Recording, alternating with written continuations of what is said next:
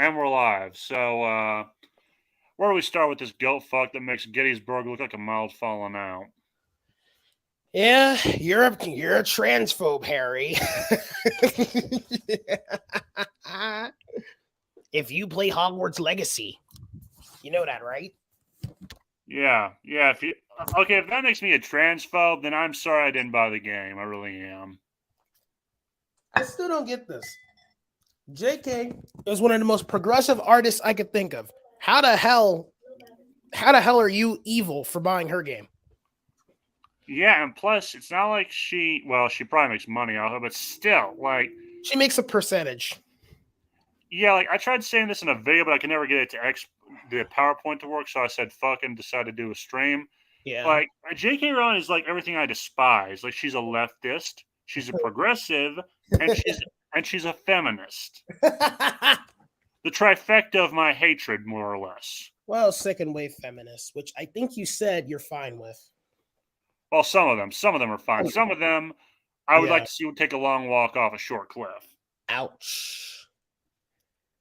So yeah, and it sucks because like they put me in a position where I have to side with J.K. Rowling. That gives me a headache. Yeah, you'd be surprised who you'd find on your side when things go crazy. And I'm just like, am I having a stroke? Am I in a seizure? Is this hell? Dude, you're like every conservative that felt strange to be agreeing with Bill Maher on something. Pretty much, yeah. And I hate Bill Maher, too. Really? Bill Maher's a cool dude, man. No, fuck him for what he said about Stanley. Fuck him. Okay, yeah, you know what? That's the one thing I can never get over. Fuck that guy for what he said about Stan Lee. I'll say that. That was disgraceful, especially after the man died. I could not respect that. But outside of that, the dude's funny. It's like the dude's funny. He's a cool dude. He's like, and I mean cool. When I mean cool dude, I don't mean like he's like someone you could tolerate. I mean like the dude is literally chill. He's like the definition of cool. It's like he's funny. His jokes are actually pretty funny. He's a comedian / talk show host / political commentator. But the point is here is that Bill Maher is a pretty cool dude. And I liked him. I always liked watching his show. The only thing I had against this guy was that he badmouthed Stan Lee. That's the only thing. Outside of that, I like Bill Maher. Yeah, he can go to hell as far as I'm concerned. I don't care what he says. Ouch. But so yeah, this should I hope this impresses upon people how weird of a situation this is for me. I do not like J.K. Rowling. She is a raging leftist. She bitches about Brexit. She's an EU bootlicker, as far as I'm concerned. I mean, she's from the UK. Wouldn't that make sense? No, the UK, most citizens, I think, want out of the EU. Oh, well, no. I mean, there are people there that probably agree with the EU. And no, ladies and gentlemen, I'm not talking about the good EU. The Star Wars EU has nothing to do with this. That joke. So yeah, that's how fucked up the situation is. Like, they put me in a position where I have to side with J.K. Rowling, but yeah, no, fuck the woke mob. They are assholes for what they are doing now. Like, they're basically like harassing you if you stream the game. Yeah. Like that trans person that said I'm more of a woman than J.K. Rowling, and J.K. was like citation need. I'm like, yeah, I agree with J.K. Rowling. Like, how can you, okay, we could be as PC as ice cream, but it's like, isn't the whole argument that trans women and women are no different than each other? Like they're the same, right? That's the argument. So why are you arguing that you're more of a woman than J.K. Rowling? It's like that just shatters your argument. It's like J.K.'s argument is that biological women are more of women than trans women. Like that's her argument, and your argument is that they're the same. There's no difference at all. And now you're saying that you're more of a woman than her. It's like you're literally breaking your own argument to get back at her. Like that's what I can't take about these political people. They let their emotions take over, and their logic, their reasoning goes out the window. It's just plain hypocrisy. Yeah, they're hypocrites of the highest order. There's a reason why I don't like them, and there's a reason why whenever I see them, I end up like Starkiller is on the screen. Oh my god! Oh my god, dude! Really? Oh man. Yeah, I Oh just want man. to face palm until I'm dead. Ugh. Because they're some of the most hypocritical pieces of shit. Like I wasn't paying attention, but I missed the days when it was conservatives were the hypocrites.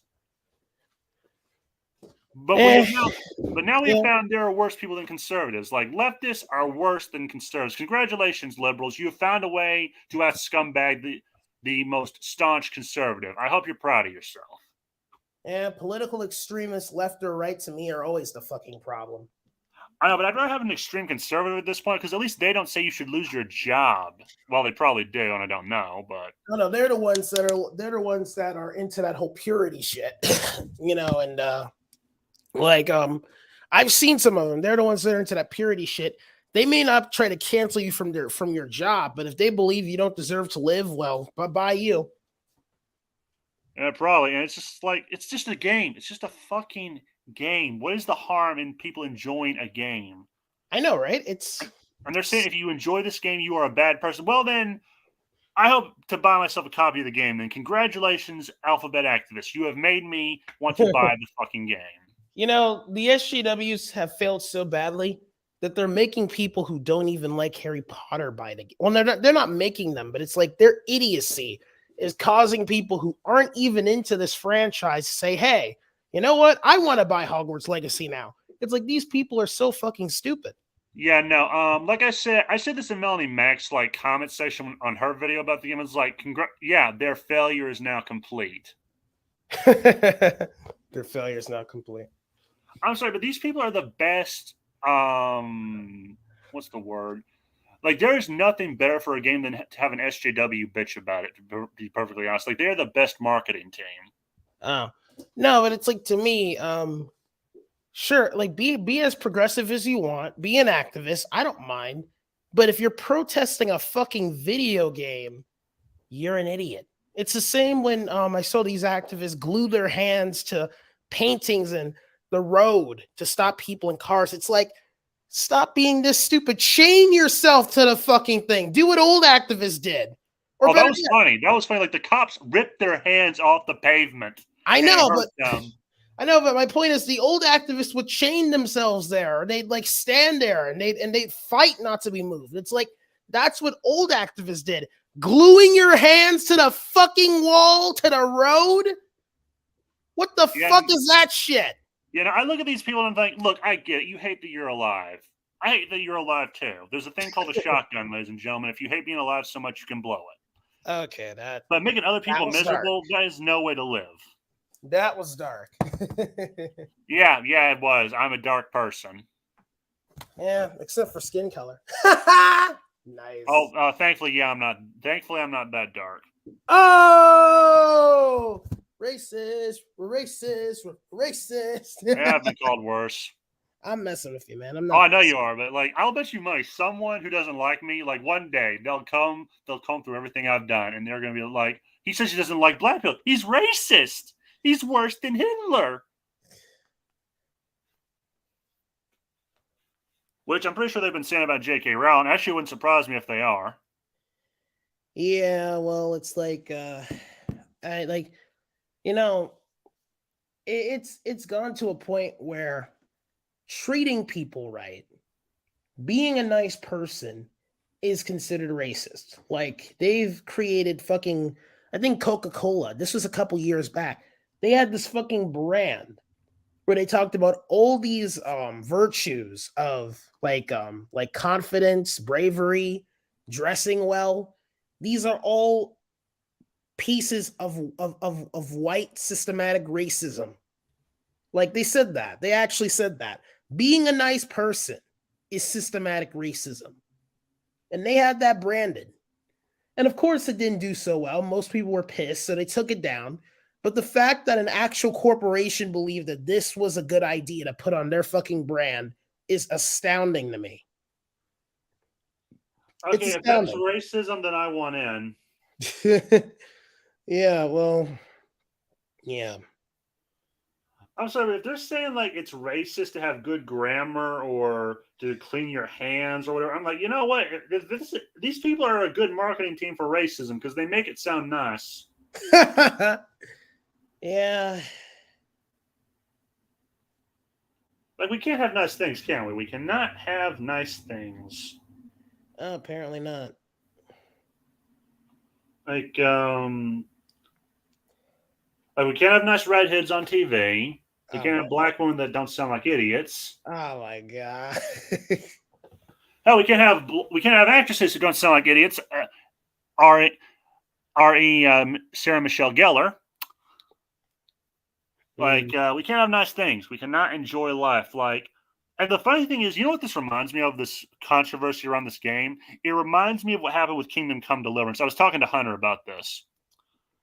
Back when Kingdom Come Deliverance was coming out, you know what these pissheads were saying? Oh yeah, what were It's they saying? racist. It's an ist. It's a foe because it did not have no color in it. Yeah, God forbid a game set in medieval Europe in fucking Bohemia has no dark people in it.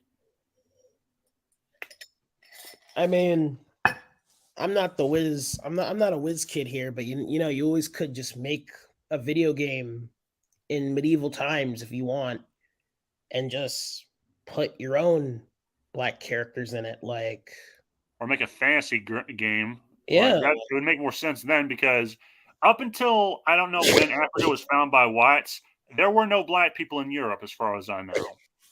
well, I heard there were, but they were like I heard there were, but they were like slaves or something to the kingdom or something. Now, This was before white people made it to Africa.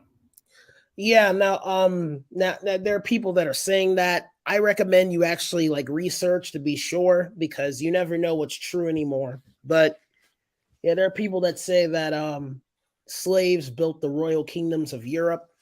Now, I don't know how true that is. I'm not saying it's false. I'm not saying it's true. I don't know. People have just told me that. Yeah, but here's the other thing. Here's the other thing that I think compounded on it was Daniel Favreau, I think is his name, the guy who was helped making the game. He was a big supporter of Gamergate. I think they might have had a bit of a bias there against him. Yeah, that probably is. The logic I never understood was if whiteness itself is examples of systematic racism, like why would you want like black representation on a game based on systematic racism? That's what I never got. Yeah, and here's the funny part: that game, Kingdom Come Deliverance, it sold a shit lot. It sold a shitload of copies. It sold out more than, well, let me think. Well, it didn't sell out, but it sold out. It sold so many copies. You would have thought Michael Jackson was helping them. Like he was the mascot. Yeah, and it was beautiful to watch them lose their shit. Like, it got so bad. Reset Era was banning people who talked positively about the game. Mm. So I think that's what's going to happen with Hogwarts Legacy. I think, like I said this in a video, I think this is going to be like Gamergate. This is going to be like traumatic for the social justice jackasses. I think they're going to lose their shit over this for years to come. I hope so. I want the ammo for some laughs. You know, I used to respect social justice in the olden days where they were actually fighting for something, you know, when they actually believed they were fighting for equal rights. But modern day social justice, as far as I've observed, is a bunch of petulant, like children. And I don't care if you're 30 or 40, you know, children bitching all the time, whether it's legitimate or not, just bitching endlessly and doing the very things they claim are ist and phobic. It's a mess. It's a Yeah. fucking mess. Yeah, pretty much. Like, this is why I don't respect the people of. There was this one college, I think it was Green something. You had a bunch of trans activists running around with bats threatening people. I'm like, okay, these are why I don't respect college students. They are all petulant, whiny little bitches. I'm a college student. Yeah, but I've seen pictures of you. You don't look like a stiff breeze would knock you over. Oh my god. Really, dude? Dude, I've seen pictures of you, okay? You're a fucking balloon. No, I said a stiff breeze wouldn't knock you over, jackass. Yeah, exactly. You said a stiff breeze would knock me over. Like I said wouldn't. Clear your ears out. I thought you said it would twice. You know what? Never mind. No, I said wouldn't. Like, Oh, you at least look like you would stand your ground. These fuckers, They look Yeah. like bullies who have to bully people to get off. Oh. Well, I mean, look, I was in an art school during high school, and I'm an artist myself. I've done all sorts of art. You know, I'm a very creative person, but I went to a school filled with that, and some of the people, they were drama queens. Like for them, you know, for them withholding information, and I'm not talking about teachers or something related to grades, but their friends withholding information from them was like a betrayal on friendship. It's like, okay, that person didn't want to tell you this. So what? He didn't lie. She didn't lie. They just kept their business to themselves. Why is this something to cry over? I I gotta never ask, got it. were they in a drama class? No, no, I mean like they were literal drama queens. Some of them were in a drama class. Some of them were just some of them were just artists. Some of them were just designers.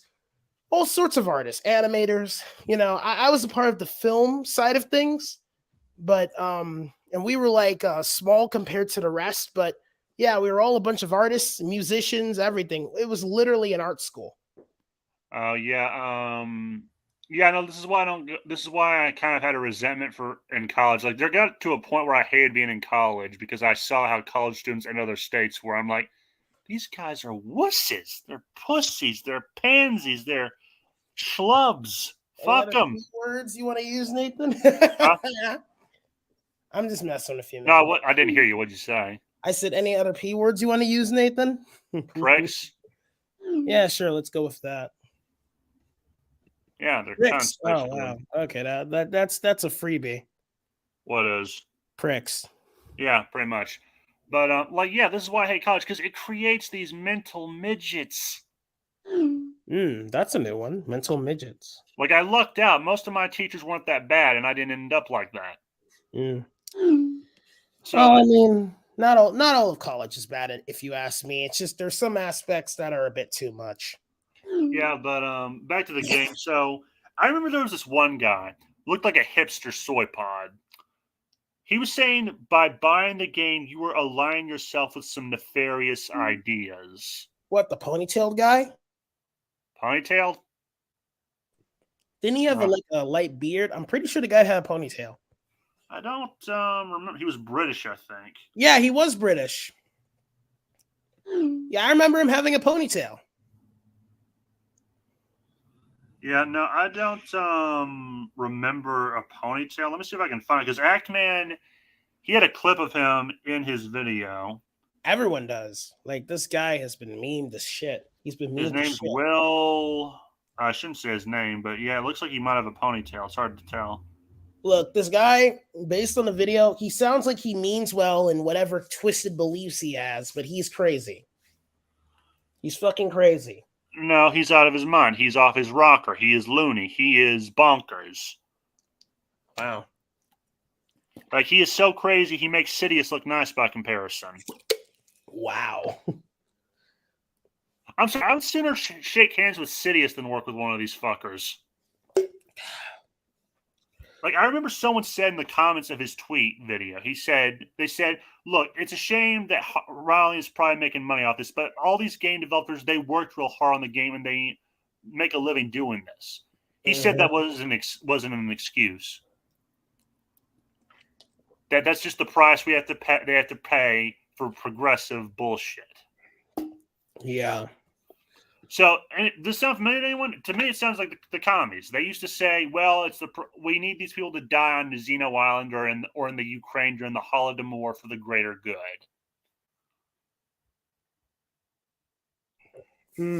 And to that, I say, "Shut it." Just in the words of the guy from Hot Fuzz, "Shut it." I wish like commies like Albert Einstein or Martin Luther King or Gene Roddenberry, like I miss those communists. They were nice. They were cool, wholesome guys. I don't know what the fuck this shit is. You have a resurgence of old school Soviet style commies. Like Well, they're back like a case of the clap. Yeah. Well, yeah, it's like they don't like. I think they've been honest with this. They don't believe in freedom. Like they're all for equality. Look, I like equality and all, but like to me, I'll take equal opportunity Like give me the equality to make the same to have sorry, give me the equality to have the ability to make the same choices as others. I don't believe in equity. I don't believe that we should literally even out every human being on the planet till they have the same shit and believe the same things. That just sounds inhuman. Sounds like the fucking Borg from Star Trek. That's what it sounds like. Yeah, these are the same fuckers who like to preach how evil capitalism was, but they conveniently omit all the fucked up shit communism has done, like the Holodomor. Well, they often say that's not real communism. You know the classic line?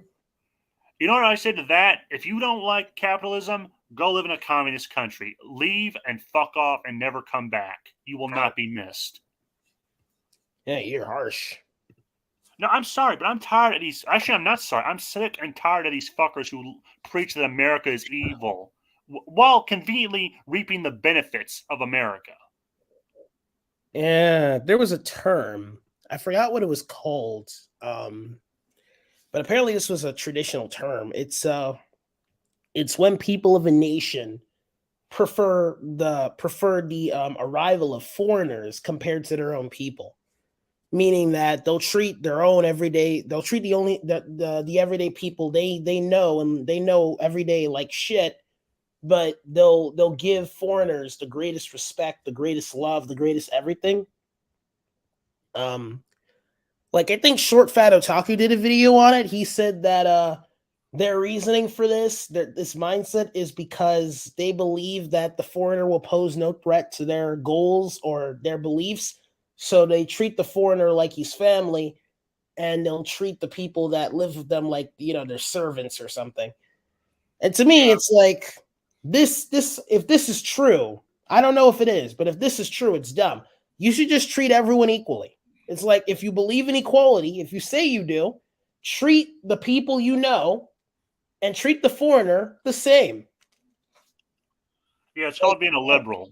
I call that liberalism. It's retardation at its finest.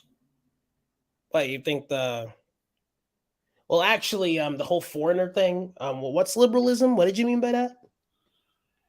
Basically, these are idiots who think like, oh yeah, no, America is evil. All these foreign people coming in, taking our jobs, and saying death to America while they blow shit up. They're fine. But if I you don't live know in if America, you're I don't know if it's liberalism, Nathan, because this mindset or the saying of loving the foreigner and hating the person that lives with you. I heard that's actually more of a like far socialist mindset. So I don't know if you could tie that to liberalism. If we're talking traditionally by the definition, we'd have to tie it down to where it came from. I know one thing. I am sick of liberalism. I'm like, fuck liberalism. And I used to be a liberal. Mm. Yep. Now I'm like, you know what? Let's take all these liberals, put them on a bus, and send them to a camp. I'll never see them again. And I'm a practicing apolitical. I wish I could say I was apolitical born and raised, but that wasn't the case because like many loved ones wanted me to adopt political beliefs. And I don't blame them. I mean, a lot of them came to this country as immigrants. They adopted political beliefs. Although my family, politics wasn't the obsession with my family. The obsession with my family was religion. But anyway, they had some strong political beliefs and they were very open about it. At least they were nice to everyone, regardless of if they agreed or disagreed with them. I'll give them that. But it's like, I think they're communist. I do think that is a socialist mindset, but I also think they're communist because this, like, let's go back to like the Harry Potter game. This sounds like something a communist would do. Like, if you have any belief or statement that deviates from what is politically acceptable by the party, you are sent off to a gulag. You're unpersoned. You have your property seized. Probably. You have lots of bad shit done to you. And I'm pretty sure they wish they could do this to J.K. Rowling. Like, let's be honest, if these people could kill J.K. Rowling and get away with it, they would gloat about it the next day. Yeah, I could believe that. Well, not all of them, but some crazy like extremist types. I could see that. Yeah, like they want the whole world to be like Somalia, and I'm halfway to saying we probably should because then they'll be taken care of.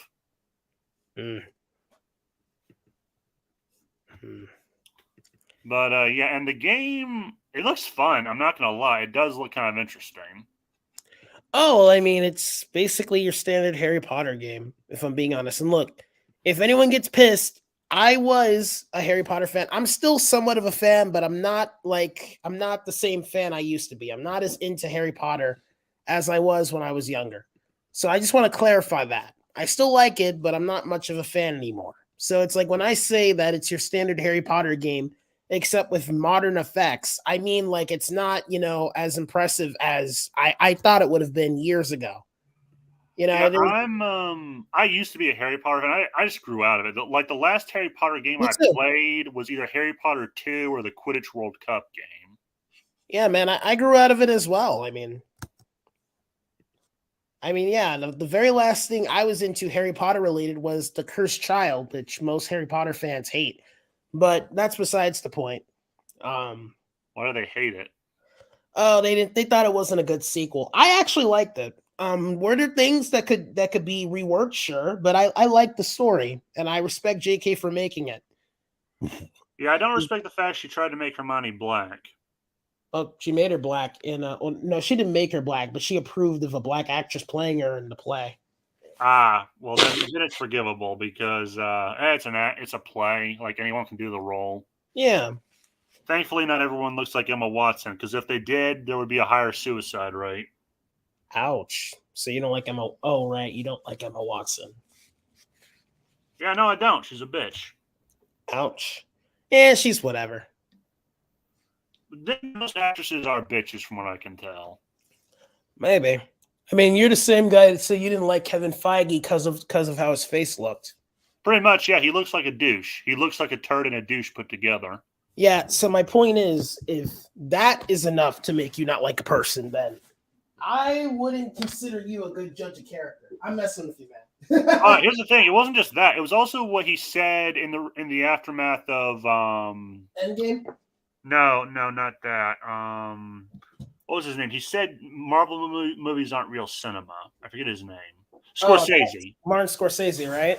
Yeah, he said he came out to like attack Scorsese, basically saying, like Scorsese said, there's no risks in the Marvel movies. He's like, risks? We don't take risks. We killed off half our characters. And I remember Weaponized Nerd Rage had the best response to this. It's like, you announced your roster for future movies, so we know most of these characters you killed off are coming back. So no, Kevin fucking Feige, you did not take risks. So yes, compound that with the fact he has a douchey face. I don't like Kevin Feige.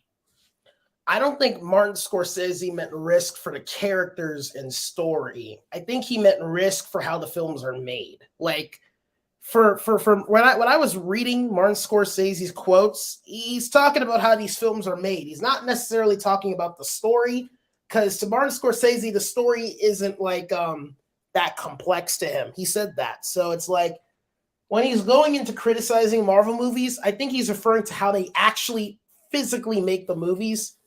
And I think he's probably not a fan of how there's CGI and special effects everywhere. I think that's why he called it a theme park instead of a film. Yeah, I just read the way I looked at it was I think Scorsese was basically saying, look, it's just not for me. It just doesn't connect with me. And that's fine. Exactly what he was saying. That's what he was saying. Yeah, and I agreed. When people were bashing on him, I'm like, no, Martin Scorsese is right to some degree. This isn't cinema. Well, it's cinema, but it's not the cinema he grew up with. I said this on Twitter just to piss people off. I said, look, Marvel movies are not real movie cinema. They're popcorn flicks. Get over it. You sounded like an elitist there. No, but in all seriousness, Marvel movies are modern cinema. They're not classic cinema. Scorsese is familiar with classic cinema. That's the kind of cinema he's familiar with.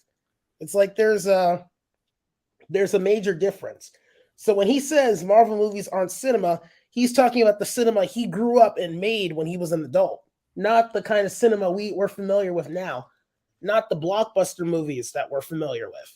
Yeah, and they kind of proved he had a point eventually with their response. To me, I think by the way they responded to that comment, that said to me, he must have hit a really raw nerve.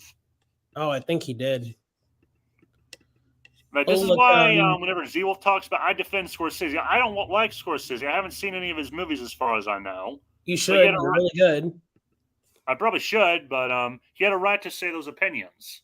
Yeah. No, but Martin Scorsese, he's another classic director. It's like when you have these directors that make films that are, I don't want to say they're like one and dones, but they're films that are like they build worlds, they tell stories, and then they end, and then that's it, and then they do, and then rinse and repeat. It's like it's not even a cinematic universe. It's not like an ongoing universe. I should say it is a cinematic universe, but it's not an ongoing thing where there's multiple stories in one world. It's like no, there's one story. It has a beginning, middle, and end, and then the story's over, and we probably don't see the world again that the story takes place in. Or maybe we do, if you consider Quentin Tarantino's movies. But the point is that these are classic films, where characters majorly change over the course of the film, or, they change others over the course of the film. It's like these types of movies, you don't see them that much anymore. The closest we got was Joaquin Phoenix's Joker. That reminded me of those old movies. Like, I'm like, this is a movie I could have seen in the 80s, directed by Martin Scorsese. And look, I know that sounds ridiculous because, Joker movie, but it's like the way it was made, it gave me a classic film vibe. It's like those kinds of movies aren't made anymore, at least for the most part. It's like what we have now is very different. So when this man says Marvel movies aren't cinema, he's referring to the cinema he knows, classic cinema. Yep, and honestly, like I just look at this like this. Look, Scorsese just gave an opinion. Same with J.K. Rowling; she just gave an opinion, and people jump down their throats, and it kind of validates what they said in my eyes because you did not respond with like anyone who hates those opinions. You did not respond with a good point. You just attacked them. You just proved that you are a schmuck. Congratulations. Like, how can we say that we're a united country and we're a united world that accepts everyone when we literally discard people based on their mindsets? Yeah, these people are narcissists. So, and the thing that really made me side with Scorsese was he pissed off. What was that douchebag's name who died? Are you talking about the Black Panther actor? Oh, Chadwick Boseman. Yeah, when he came out and basically accused Scorsese of racism, I thought, you know what? I'm now going to side with Scorsese just to spite this fucker. Yeah, well, that's the one thing. It's like that thing. I'm like, that doesn't seem like Chadwick because he normally doesn't act that way. Like all the things I've observed about this guy, I never saw him act that way before. It's like out of everything, that's the one time he acted off. Like generally he's a cool guy. He's a cool guy, and he's very wise, at least for the most part. When he talks, like he seemed to have a lot of wisdom with him. But for some reason, that Martin Scorsese situation, I felt like that was a different person. No. I don't know. Like it always seems to me like celebrities, they always want to push a racial agenda. So for me, I didn't seem off. But then again, I barely know anything about Chadwick Boseman. I thought he was okay till he said that. Well, generally, from what I've noticed, he is an okay guy. Like, well, was. Yeah. It's like, well, that's one instance, Nathan. I don't like hate people over. Same with Kevin Smith. I don't like what the fuck Kevin Smith did. And a good chunk of my respect is gone from this man now. But I don't hate the guy because of that one thing he did. Oh, I don't hate him. I will make jokes at his expense, though. Like, whenever I say I hope that Widowmaker makes a comeback, that's me just fucking with people who like him. You could. I still consider myself a Kevin Smith fan, but I'm a fan of the old Kevin Smith, not the one we have now. I would say I'd be a fan of J.K. Rowling and Kevin Smith, but that's just me. Well, you said you used to be a Harry Potter fan, so you were a J.K. fan years ago. Yeah, I grew out of it in, I think, middle school or high school. Hard to remember. Like, whenever the movie series was nearing its end.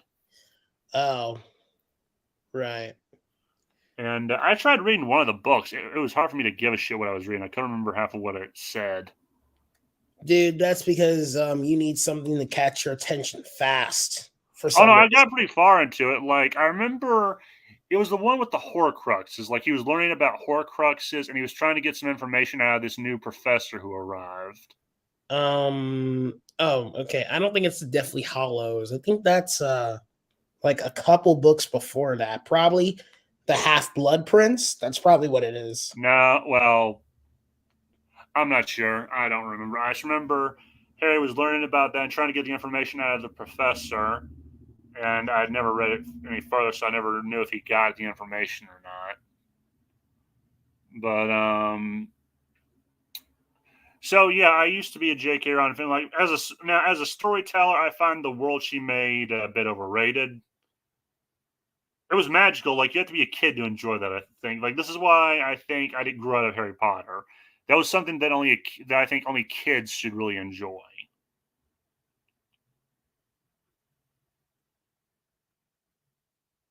Oh, he's gone. No, I'm still here. I just went on mute. Uh, Dude, if you still see my profile on here, that means I didn't leave.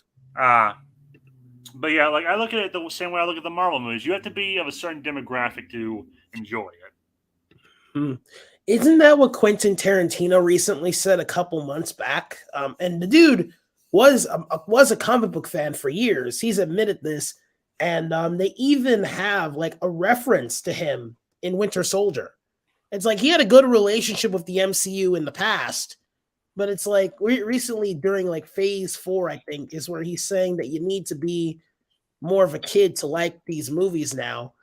Which it's like if I could speak to Quentin, I tell him that currently Marvel's off their rocker. Like phases 1 through 3 were pretty good, and there's some okay movies in Phase 4, mostly bad ones. But it's like Marvel right now isn't where it should be. Yeah, I don't like Quentin Tarantino, but I will agree with him on this. Yeah.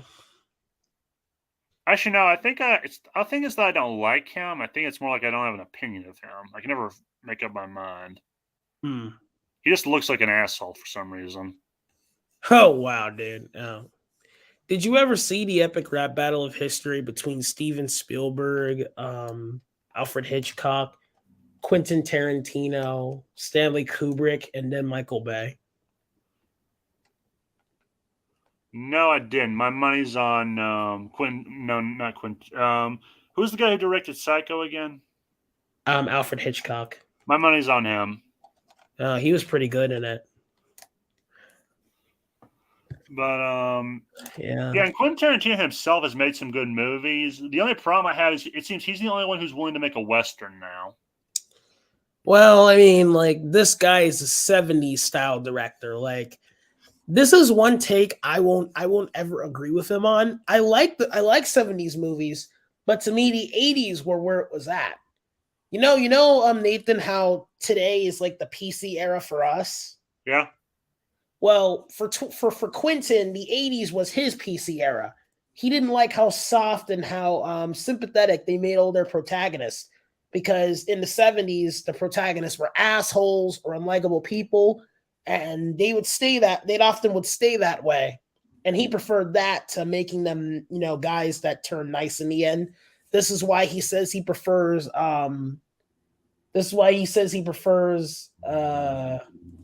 what's his name again? Let me look him up. This will be quick. Okay. I mean, I kind of have to agree. I kind of like my protagonists to be sort of assholes. Like they have redeeming qualities, but they're still assholes. Let's see.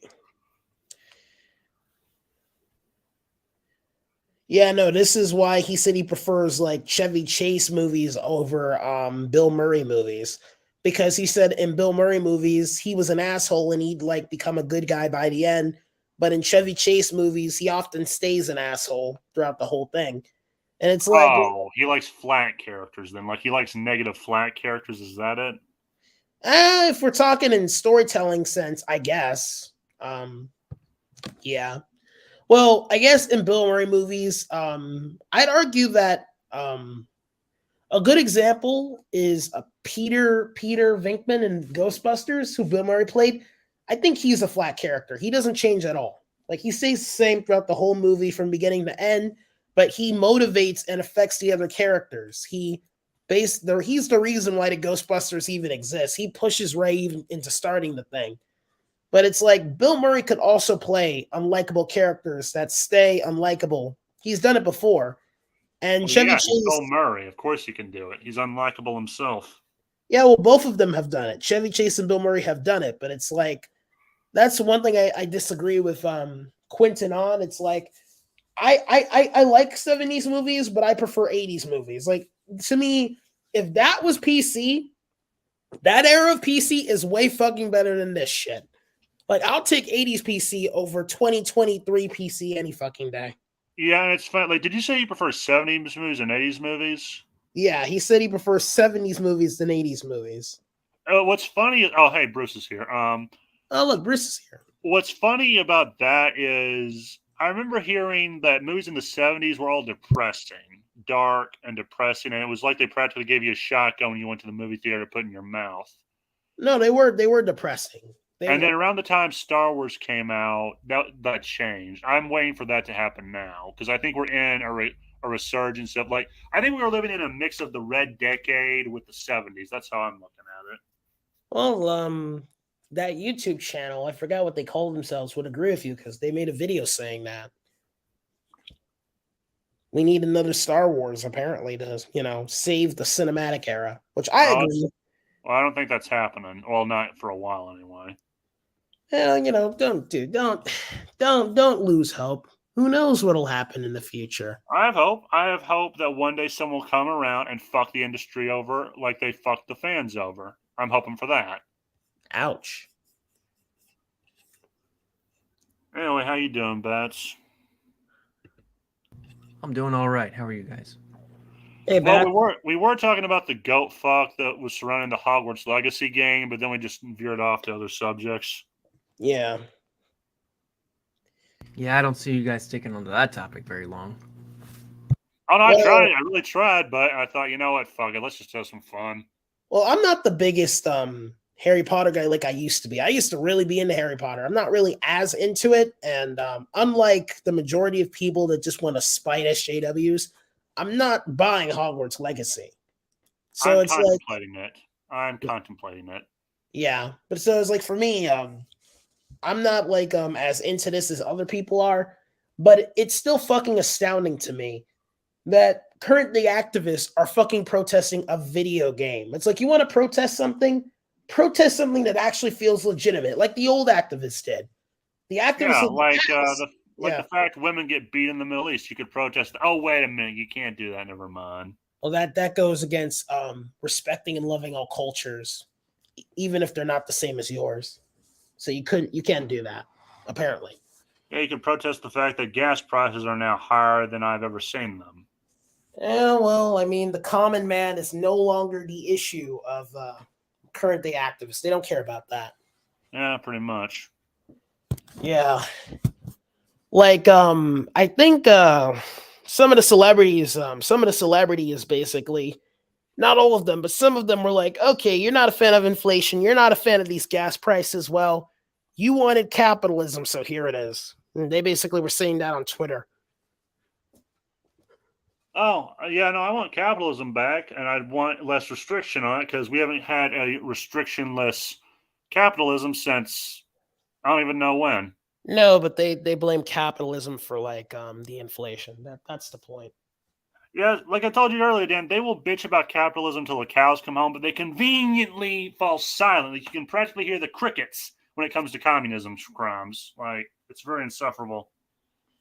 No, it's like you're not a fan of capitalism. Fine, that's not a big deal to me. That's cool. I people have their opinions, but if you're not going to do one socially active thing but bitch about capitalism, then I don't respect you. Yeah, this is why I look down on most Hollywood actors because they say they love socialism, despite the fact it's killed hundreds of people. But they wouldn't give a drop of money, I think, if you told them they had to. Well, you know what? If we had some celebrities that said they believe in socialism and they were doing all these socialist things, like giving a good portion of their money to the common man and all that shit, I'd respect them. But we don't. So we don't have that. If we had that, I would give these people a standing ovation. They actually believe what they say, even if we don't agree with them. But sadly, we don't have that. Oh, that's funny, comrade. Now face the wall. Wow, ouch. You're harsh. Well, I don't like communists. They suck ass to a straw. And I prefer. I'm not even gonna say I like people like this all the time, but I prefer people that are consistent because that I can respect. People that aren't consistent, say they believe in something and they don't follow it because of this or that, and they like to make excuses. It's like I can barely respect that, even Yeah, if I like the person. yeah. This is why I don't respect people who like. I don't respect J.K. Rowling. I do not like her. Like I told you, Dan. She's the trifecta of most of the things I hate. Yeah, I know, Nathan. I know. You hate. But I have to give her this. She did something I enjoy. She pissed off the social justice jackasses. You have to give her props for that. Oh, JK did the one thing. She did the one thing that almost every progressive artist does. When the activists find out they're not as progressive as they are, they lose their shit. JK's another example of that. It's like you're looking at people that are in their 40s or 50s or 60s and expecting them to have the exact same progressive values you do. It's like newsflash, their progressivism isn't yours. Their progressivism was from decades ago, where things were different. And you're surprised that they don't agree with you on everything? Yeah, the good old days back when hippies were actually the worst thing liberals had to think about. Maybe I don't know. My But that's point the thing. is, Like I miss the days when it was conservatives that were this insane, and I wasn't even paying attention back then. well, my thing is, it makes no sense to me. It's like you expect someone from several decades ago to believe everything you believe. It's like if you were to have debates with them or something and be civil, that's one thing. But expecting them to think how you think, it's almost villainous. No, that's what a communist does. Well, that and they look over your shoulder and say, "Hey, comrade, you're deviating a little there." Oh wow. I mean, Bats, am I wrong here? Not entirely, no. Yeah. Oh, good. I think Bats just woke up. Okay. My apologies, then. No, you're fine. I'm catching up with what's going on in the world on the Hey, Twitch chat. when you fight crime all night, it makes sense. Yeah.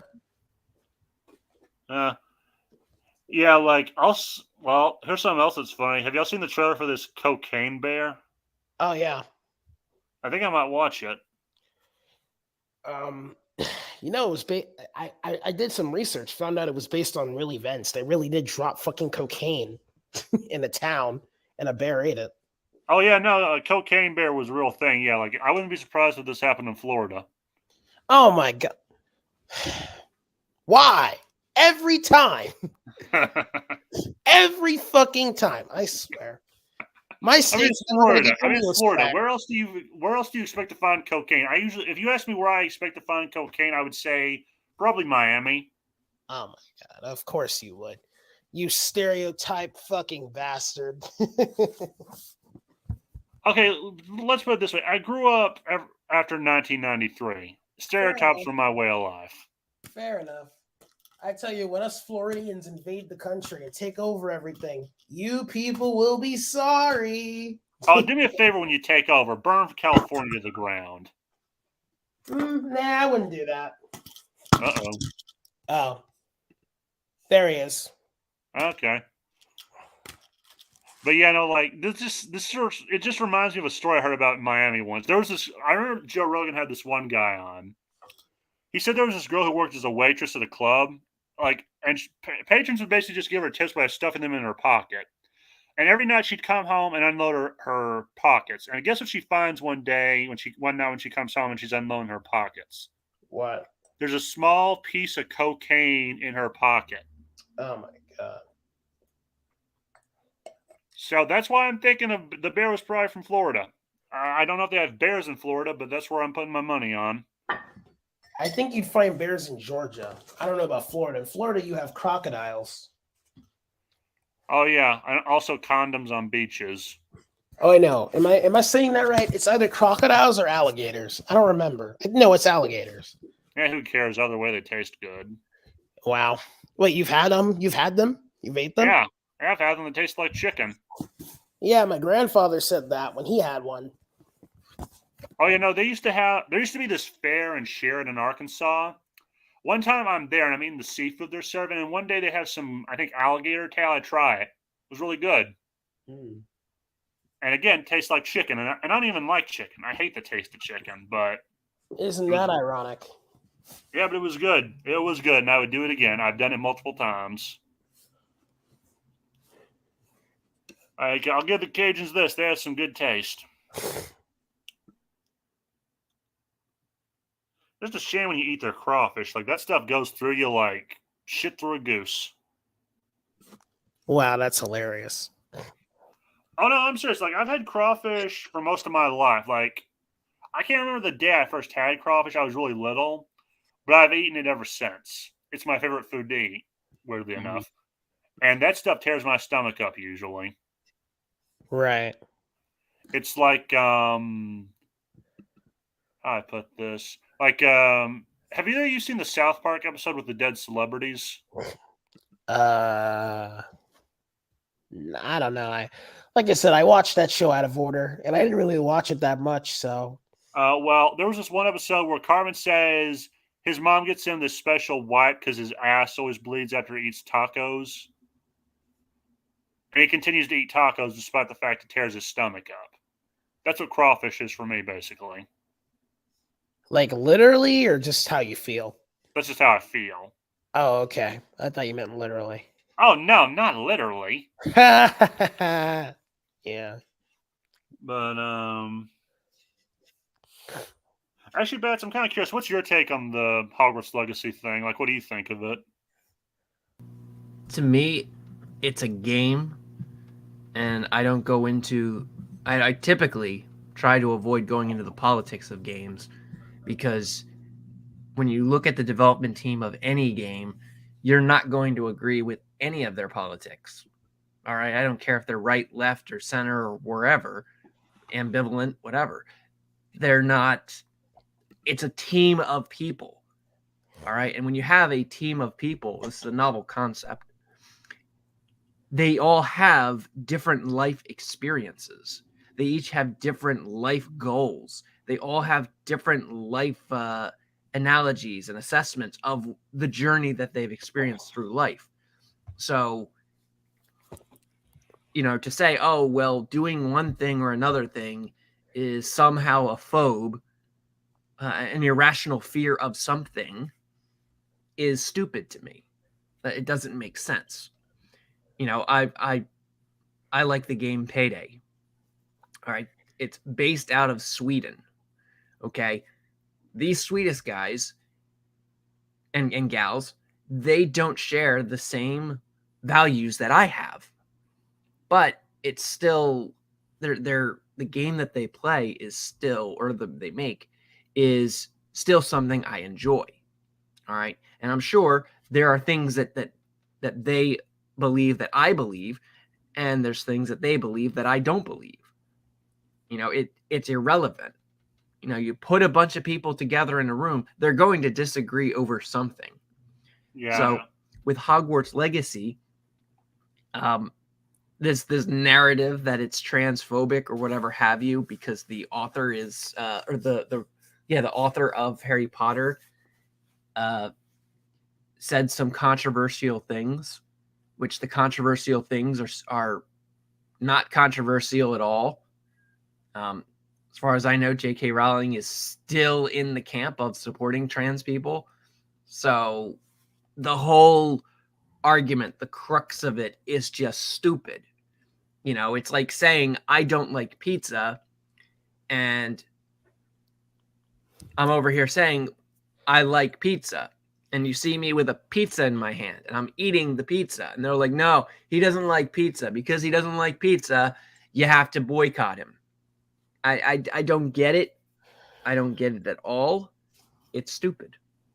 I know. Who doesn't like pizza? That makes no sense. Yeah, that is true. But you're never progressive enough. It's saying, like, I don't like a video game. Like, if you're a gamer and you want to play a game, play the goddamn game. Yeah, exactly. And I just find it where it's like, of course you're going to have people on, regardless of who makes the game, yeah, you're probably going to disagree on some stuff, but that doesn't matter as long as the game looks fun. That's my thing. Is does it look fun? Mm-hmm. And based on what I've seen on the game, it does look fun. Make the game fun. That's my goal. That's my objective all the time. Just make the game fun. Make me have fun. When I play the game, I want to play whatever the game's type is. If it's a first-person shooter, if it's a puzzle mystery, or if it's a detective story, whatever it is, make it fun. Make me have fun. Let me enjoy it and go hog wild with making it fun. Hog Wild and Hogwarts Legacy. Yes, why not? Yeah, that's my that's thing. the point. That's the point I've been trying to make. It's like if we're doing something entertainment related, then the most important thing that should matter is making it entertaining. That should matter more than everything else. Yeah, like I have a similar like opinion on it. It's just like, look, if a game has a good story, fine. I care if it looks fun. Like, is it fun to play? As long as it has that, I'm happy. Also, it can't be rage-inducing like Call of Duty. That's the other thing. It can't be like Call of Duty. I thought you liked Call of Duty. I do. I've been playing it for the last 2 weeks, but it is rage-inducing when you play online. Why? Because I keep getting shot in the back. Damn it! Okay, it's a game where people shoot things. I know they're like sneaking, like people if I don't see them, they shoot me, and if I don't see them first and shoot real fast, they shoot me. If I don't see them, I get shot in the back. It's rage-inducing. Yeah, it's like real life, except you get back up after you get shot. Yeah, and it's fun, but man, is it rage-inducing. And plus, you have to level up all the weapons. I miss when you didn't have to do that. Yeah, that's again, make the game fun, right? Like you go into a first-person shooter to shoot people and to coordinate with your team, do objectives and all kinds of gunplay stuff that's just fun to do with a gun. And they're like, no, you can't do that. Like, fuck off. Yeah, and also give the guns good attachments. That's the one thing I like about this new Call of Duty game. Well, one of many reasons is like the guns all have cool attachments.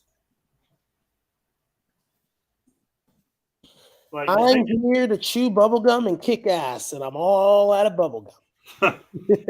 Yeah, like just make a game. For me, that's the thing. Is like if you have a good story, fine, but that's not the deal breaker for me. The deal breaker is, am I going to be bored playing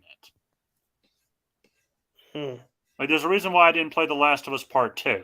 Well, there's a couple reasons why, but anyway. Like, that game did not look fun. What's another one? Like, there's a reason why I wouldn't play a Barbie game. One, I don't want to gouge my eyes out. Wait, are we talking Hello Barbie? They have a game? If they did, I would not play it. Oh.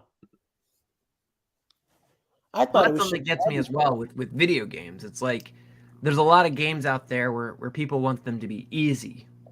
Yeah. And mainly in the MMO sphere, they make the games easier.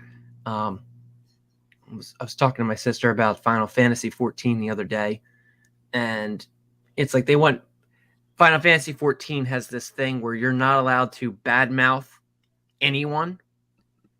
You're not allowed to do anything that they consider offensive, basically. And from it, you get people who absolutely become offensive and destructive because they're doing streams, they're doing recordings, and they're watching a raid. And then you have these people who you're not allowed to yell at them. You're not allowed to say anything to them that they're being dumb. So they just keep being dumb. And in one case, they had a person they kicked out of the raid because they refused to work with the team. And that person threatened to report the entire team for being toxic and for violating the terms and service of the raid or of the game because they were critiquing this player's play style. And coincidentally, the entire team felt that this person's play style was, and this is bullshit. Okay, I'm saying play style, it's bullshit. This person refused to move and do the strategy. Okay, but by Final Fantasy 14 terminology, this person just had a slight disagreement and they didn't want to perform the strategy the way the team wanted to. It's a sanitized way of just saying this person is an asshole and they don't want to work with the team. where if we rewound time, we went back to 2008, 2009, 10, 11, 12 in World of Warcraft, we would have blasted this motherfucker. We would have said, you have one more chance, and then you're out of the raid. And that's just how we did it. All right? Like, you stepped up your game. Now, if you got kicked out and you were mad, you were upset, you learned from it. You learned from it. All right? You would be like, okay, I want to make my own guild where I call the shots, or next time I'm in a raid, I'm going to be mindful how I mouth off my fucking mouth. I'm going to be mindful. Maybe I'll shut up. Maybe I'll say, all right, guys, how can I help you? All right. It's a learning experience. If you never get to do the thing, you don't learn how to not do it or when to do it. I used to go into a lot of raids with the idea of like, okay, I'm not going to lead this thing. I'm sick and tired of every time I go into a raid, I have to lead it. But what would end up happening is I get into a raid and then I have to lead it anyway. So it's like, okay, well, if this is how it's going to be, then I might as well take the reins. And if someone else steps up to lead it, I can back off. And it's like, all right, sometimes you lead, sometimes you follow. It's great. It's fine. You don't have to get bent out of shape over it. And as I like to say right now, I say very often when people say, oh, why don't you still play WoW? All right, it's been almost, not almost 10 years. It's been a long while since I played WoW now. About 6 years, I would say, maybe 4 years. All right. Why don't you play WoW now? Well, because all of those achievements, all the accomplishments I did in 2012, from like 2009 to 2015-ish, all the achievements I did, all of the hard work I did, I can't show any of you it. Like I can't just pull up a picture. I can't just whip out my fire mount or my dragon. I can't whip any of those things. I can't. It's all in a video game in some distant magical land that I can't access. So it doesn't mean anything. So you have all these achievements, all these grinds and things, and they don't mean anything. There's no point to them. So, I mean, that just call it jaded video games, but that's a perspective I take with video games. It's just like they have all these loops you gotta loops you gotta jump through, and they don't mean anything. You know, just have fun. I agree. And do some crazy stuff. I can tell you some of the fun stuff I've done in Deus Ex, fun game. I can tell you some of the crazy stuff I've done in Batman Arkham Asylum. I can tell you some of the crazy stuff I did in WoW. You know, I was telling my sister about the time I solo tanked a dragon boss in World of Warcraft for 30 seconds because one person said that the tanks are the problem. And I was like, you said what? You think the tanks are the problem? So I went out there and tanked the dude for 30 seconds. The raid leader got completely pissed off at it because I'm starting the fight for no reason. And, you know, everyone backed away and they're waiting for me to die. They're like, oh, he's going to die. He's going to die any moment now. He's going to die. Just wait. And it's like 30 seconds in, here I am. I'm still surviving. And I died when the boss finally went into an air phase and did its, it froze me. It put me in an ice block and then nothing I could have done at that point. But it's like I survived an entire phase by myself. And I think I proved my point at the time. Huh, sounds incredible, actually. Yeah. You know what's weird about when you brought Final Fantasy 14? I don't remember that game. It's an MMO. Oh, that's probably why I don't usually play those. Yeah, it's an MMO. It's my friend has been trying to get me into it since like 2012, I think. I don't know how long that game's been out, but yeah, my friend has been playing that alongside of WoW. He's been jumping between the two, and he's been trying to get me into Final Fantasy 14 forever. And he's described it to me like it's like Star Wars Galaxies. I liked Star Wars Galaxies back in the day. Back in like 2003 to 2006 ish, in that era, Star Wars Galaxies was fine. I liked that game. He says like Final Fantasy 14 is a lot like that, but it's also it's Final Fantasy, so it's not Star Wars, which I love Star Wars. So Yeah, like the last Final Fantasy game I played was 15, which, by the way, the only highlight of that game was art, and beyond that, it was a boring game.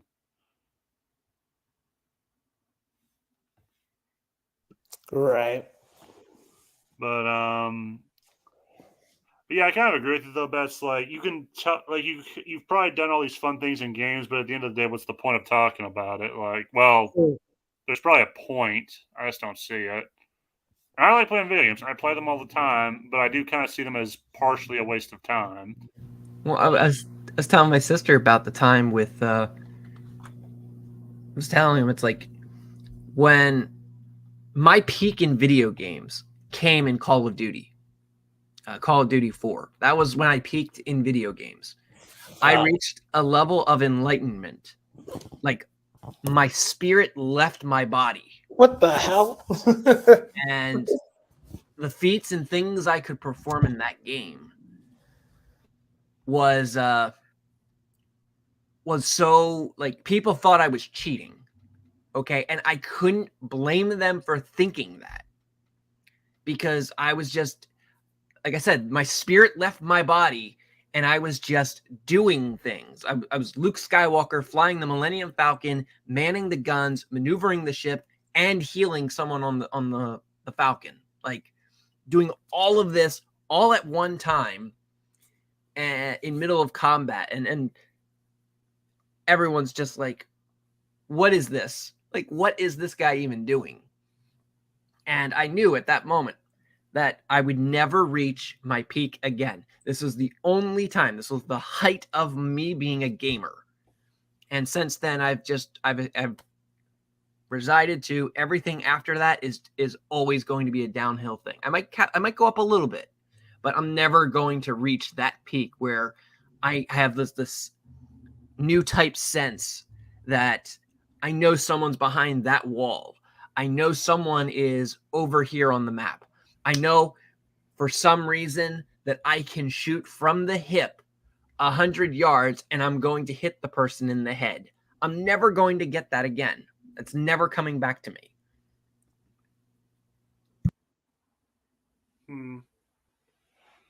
Yeah, like I think I had something similar happen once. Like I It was playing. It just takes years of training. Yeah, I think I had something similar happen once. One time, I was playing Modern Warfare 2. Like that was the first Call of Duty game I ever played. It was Modern Warfare 2, and like there was this one game where like I wasn't good at playing online. Like I couldn't do all the cool shit you would see. I just would just aim, kill people, then move on.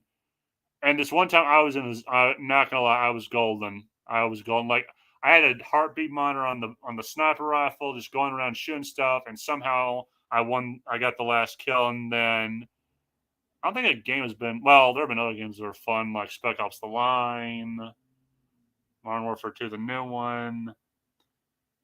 But I think the peak of games for me was like the PS2 days. Like it seems like we've degraded since then. Well, that's why I like with games, I like to look at some of the most, like I played Space Marine. I've said that before. I've played Space Marine, and the game threw me for a loop in that it's just, you have like 4 buttons, and it's great. It's great. It's like a very simple game. You just have 4 buttons.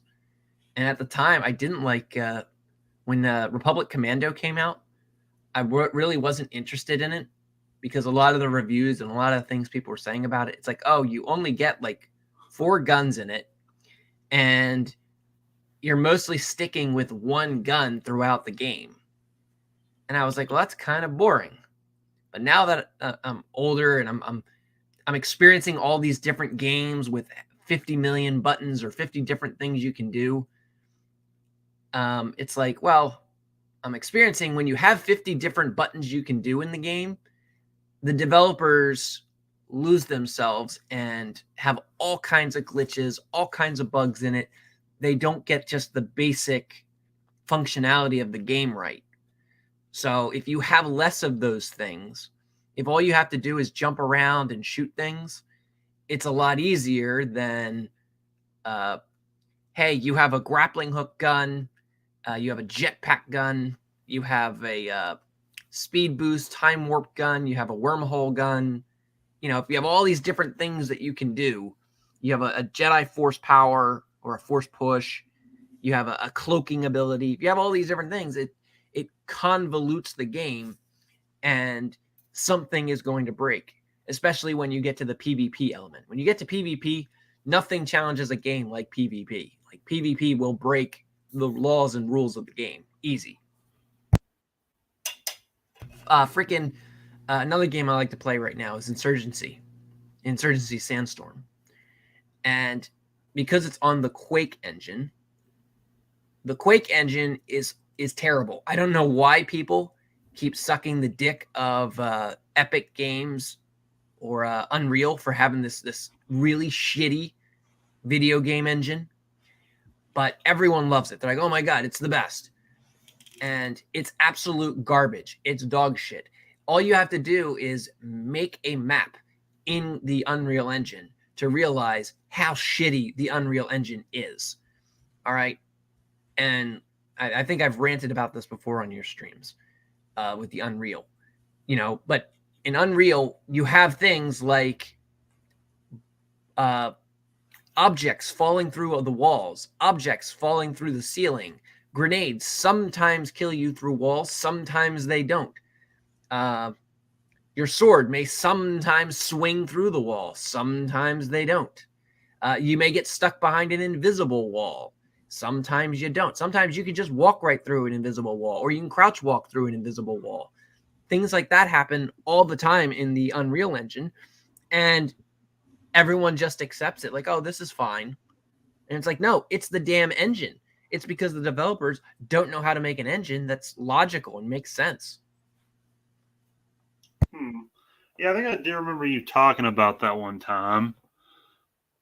I don't really have many memories of the Unreal Engine. Like, but yeah, one thing I wanted to talk about though was like when I said it felt like games degraded. I mean, like, look at the PS2 games of characters. They looked interesting. Like, look at Jack and Daxter. Look at Kane from Legacy of Kane. Look at Raziel. Look at Bloody Rain.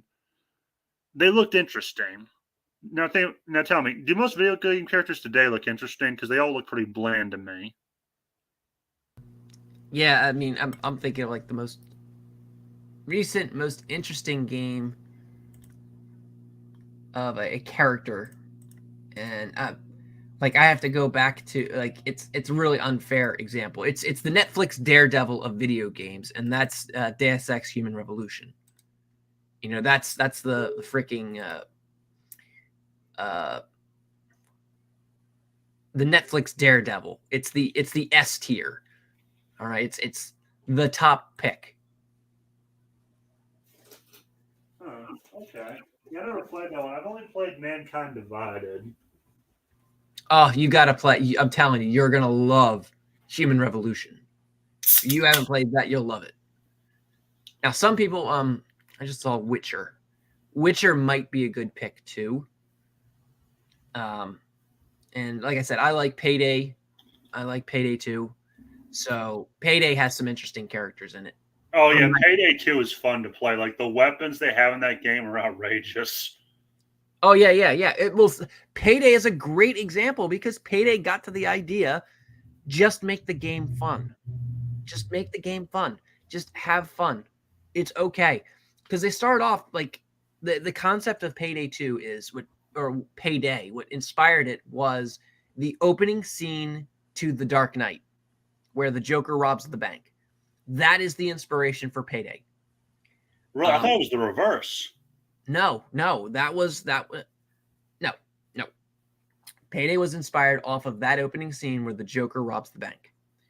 And they wanted to, I think originally, I forget what the documentary said about Payday, but I think originally they were going for another like zombie shooter game, and they either some sort of like parental warning or something. I forget what happened. It's been a while since I saw the documentary. But what happened was they couldn't get like the blood working right. They couldn't. They had some troubles with the modeling and the skinning, And so then they decided, well, let's just do a generic like holdout like heist game.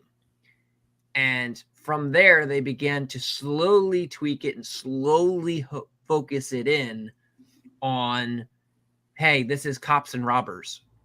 Just very simple, cops and robbers. And they tried to make it realistic. They tried having it like, okay, you can only have so many ammo bags. You only have so many magazines. You're going to have to pick up the cops' ammo to use your gun. And you don't necessarily know if they have the right ammo that you need for your gun. So there's going to be different pickup rates. They ended up changing it from that to, hey, you can have a flamethrower now. You can carry a minigun. People walk around with miniguns all the time. And they just started making their heists just more and more crazy, to the point where they started including interdimensional space demons, White House conspiracies. What else does they have in there? A giant spoon. They have the giant spoon. They have it's on the tip of my tongue, and I can't put it to words. Oh, they have psychics. They have they when they did the crossover with Hardcore Henry, they have psychics in there. Yeah, they have John Wick. They have John Wick, right? So it's like they have all. Oh, and they have Ron Perlman, who's his character is a reference to Sons of Anarchy, Clay Morrow. Yeah, he voices Rust, isn't it? Yeah. Rust is my main guy. In Payday, I don't play as Batman in Payday. I play as Deathstroke. So when they came out with Ron Perlman, I was like, "There's my Deathstroke." So I have him as my Deathstroke. It's great. Yeah, I think I always pick. I either pick John Wick usually, or who's the main guy you start as? I think I usually pick Dallas. Who? Dallas. Yeah, I think I usually pick him or Wick for some reason. Yeah, my picks are Rust, John Wick, and I think Wolf or Houston. I don't remember who. But yeah, like Payday has some great characters in it. Several of the behind the scenes, some of the in between updates, they have character interaction, and even in some of their blog posts and things like that, they'll have the character's personality come out and do little joke gags and things like that. Yeah. Oh, they had Tony Montoya's mansion in one mission, didn't they? Yeah. They have. They even have a character called Scarface. Yeah, that game is insane. The amount of stuff they put in it, I'm just like, how did this get okayed? Like, this is insanely fun. I love it. Yeah, I love it. Like I said, it's one of those games that a lot of my friends don't like playing it with me because I rage at it. I get very passionate about it. I get angry about it. And they they're new. They're complete noobs, and they don't take it as seriously as I do. So they don't like playing with me.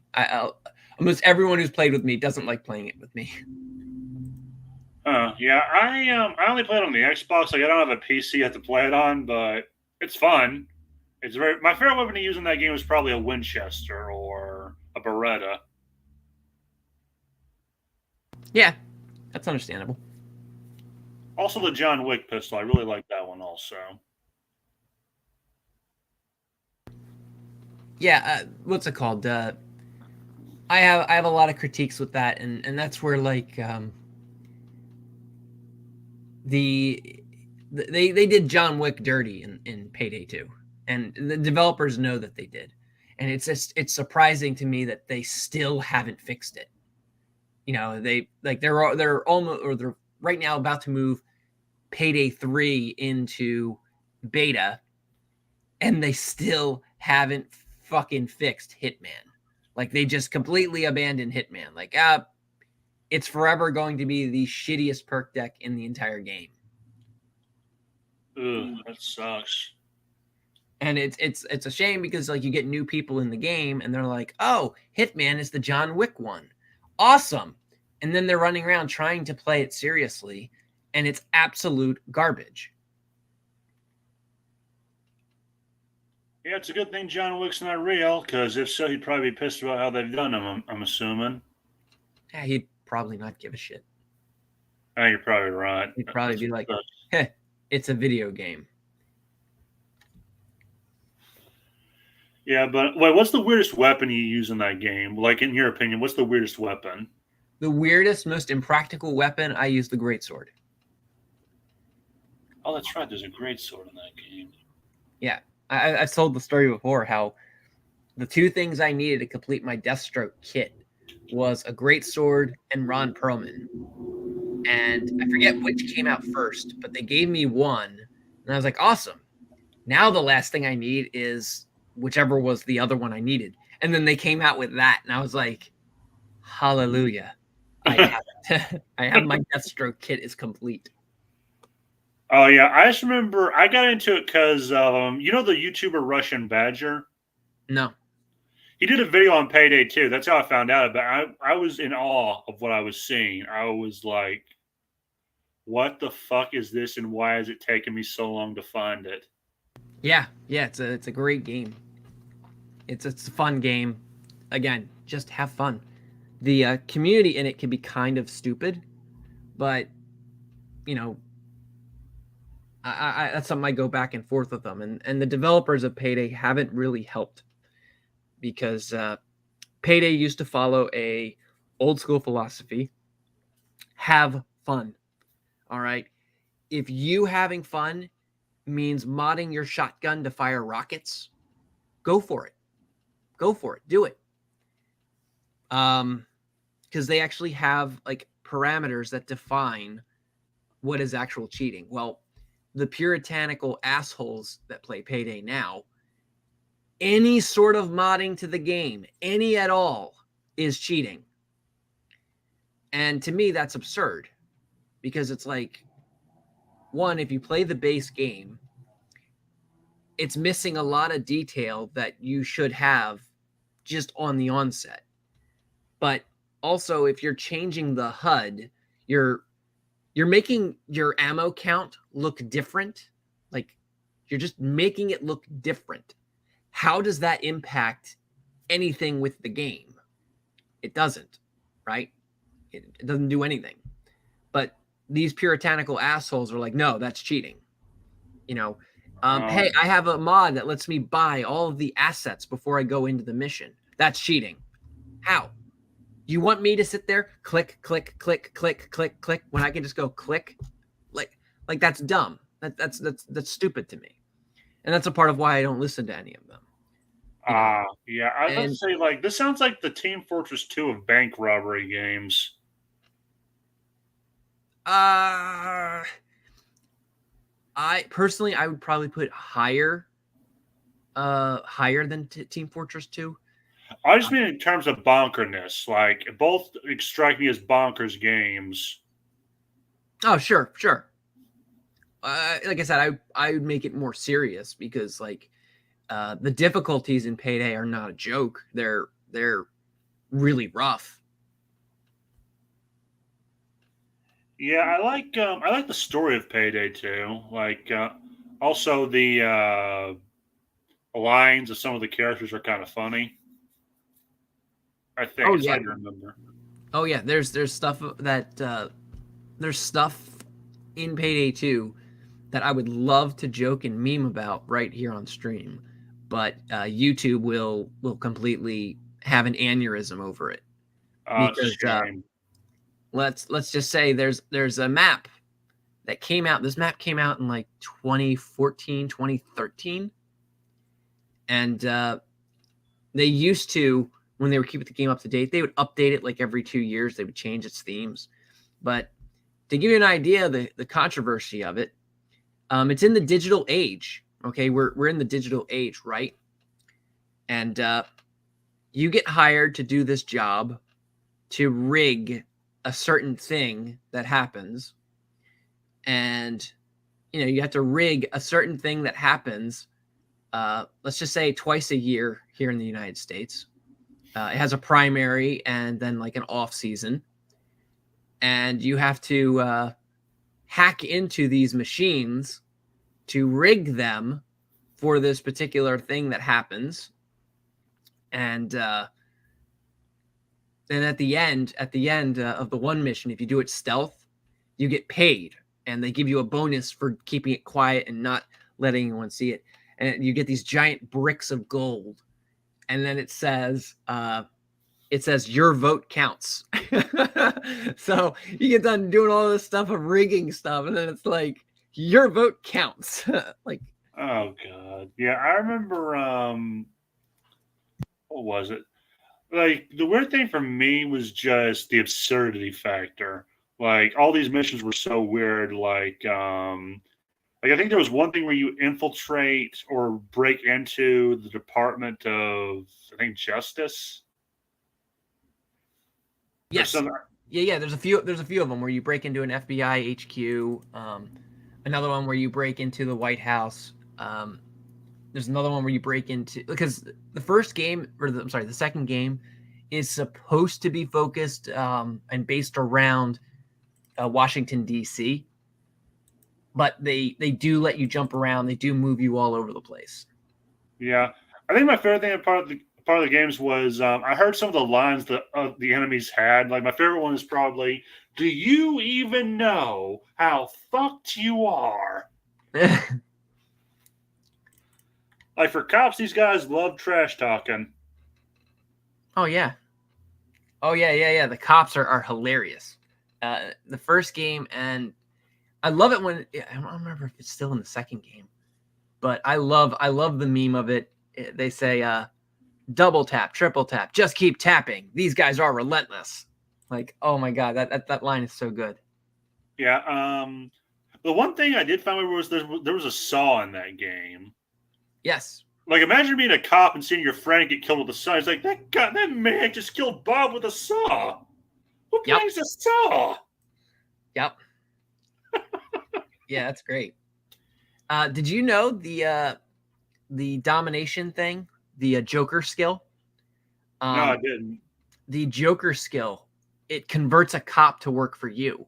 Oh, I did hear about that. I forgot what it was called though. Yeah, it's called Joker. Okay, very clear reference on that one. So, Joker is you convert the cops to work for you. Well, because of the I think the ESRB, the gaming rating system, they couldn't have the mechanic in how that works. What they wanted to do with that is you basically put a bomb vest on the cop, and then you force the cop to work for you under threat of being exploded, be suicided, basically. And the gaming censorship was like, you can't do that. It's not kid friendly and such like that. And the developers were like, we don't expect kids to be playing our game. Like, this is not a game kids should be playing. But they had to remove that. So you just, for some reason, you convert cops to work for you if they've surrendered to you. And when you convert them, sometimes they'll say, "You son of a bitch," because they resent that they have to work for you. But they don't, like, you don't see any sort of bomb vest or anything on the cop. They just stand up and start shooting other cops for you. Like, doesn't make sense. But it's a nice little nugget for you to understand. Like, it's a very Joker thing to do, is, put a bomb vest on. I mean, we saw it in Arkham Origins where the Joker was trying to force Batman to kill Bane or the Joker, and tacked on Jim Gordon. Like, okay, if you don't kill one or the other, then someone's going to die, and Batman's going to make that choice. Oh, yeah, they did something like that in Infamous, where you had to pick between Cole had to either save his girlfriend or the hostage. And if you try to save the girlfriend, it turns out it's not your girlfriend. She's among the hostages. Like, either way, your girlfriend dies, basically. Yeah. Like, it was fucked up. Yeah. And the more fucked up part is the villain turns out to be a future version of Cole. Spoiler alert.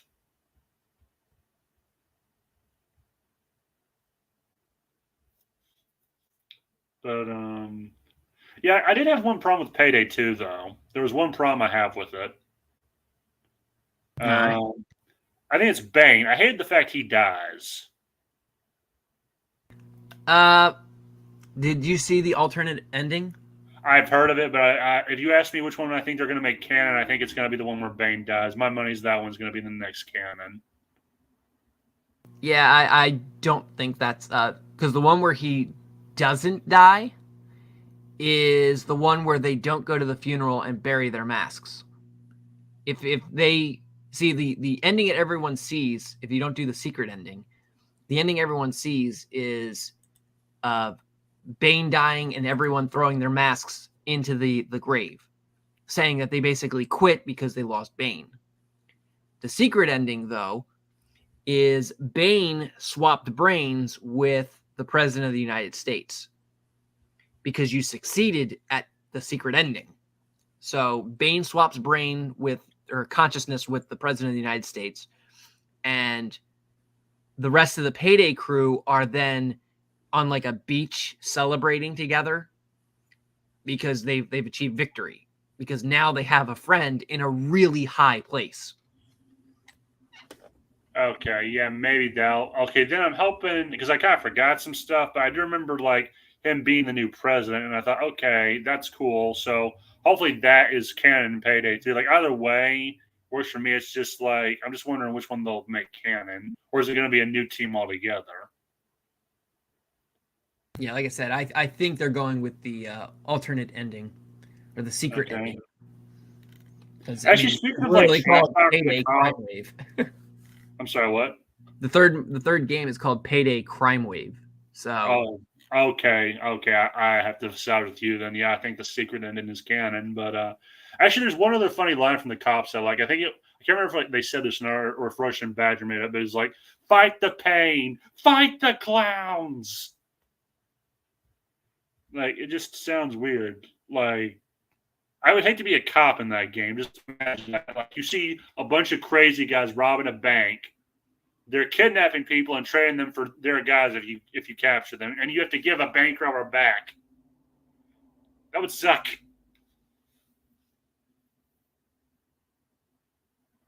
yeah, Hey Dan, you still there? Yeah, I'm here. What's up? Oh, no, just wondering if there's anything you wanted to talk about. Like this thing is basically like random now. You can talk about whatever you want. No, I'm just listening to you guys. Yeah, play Payday 2, ladies and gentlemen. If you see this, it's fun. It's very fun and crazy. That's sort of the thing I miss about games. Also, was I remember I think it was the Halo guys. They had a philosophy like it was always just supposed to be about it was fun first. Like it's fun to shoot a gun and it's fun to be shot by this gun. Right. You don't see that philosophy anymore. It's gone.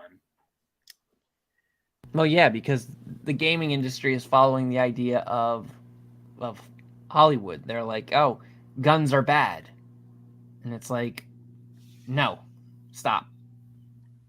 And you see, YouTube is doing that now. If you didn't see, YouTube's new restrictions on gun tubers. Gun tubers. That's Yeah, hilarious. the gun tubers should just leave YouTube. They should Yeah, just go to fuck Odyssey. YouTube. See, here's the reason why they should leave YouTube. They shoot guns through tubes. Oh god. Yeah, no, they should leave YouTube and go to Odyssey or BitChute. They'd be more welcome there. They should go to all other platforms. They should BitChute literally go to every other platform. BitChute has too many bitches. Oh god. Okay, yeah, I'll admit that. So I like pun humor. So do I. You don't see me trying to make a bad joke. Here's one for you. Here's one right for you, Dan. Yeah. Disney Plus Star Wars leans towards exploring Luke Skywalker's LGBTQ identity. Where's the pun? That's the pun. Wait, hold on. Disney Plus's Star Wars leans towards Luke's LGBTQ identity. Well, I don't see a pun. It just sounds like a sentence. Yeah. My response to that is son of a bitch. Son Bats. of a motherfucking bitch. Bats. I don't get it. The pun is the joke of it. Oh. Really? It's not a literal pun. Oh, okay. That's probably It's supposed to be a knee slapper. Oh, okay.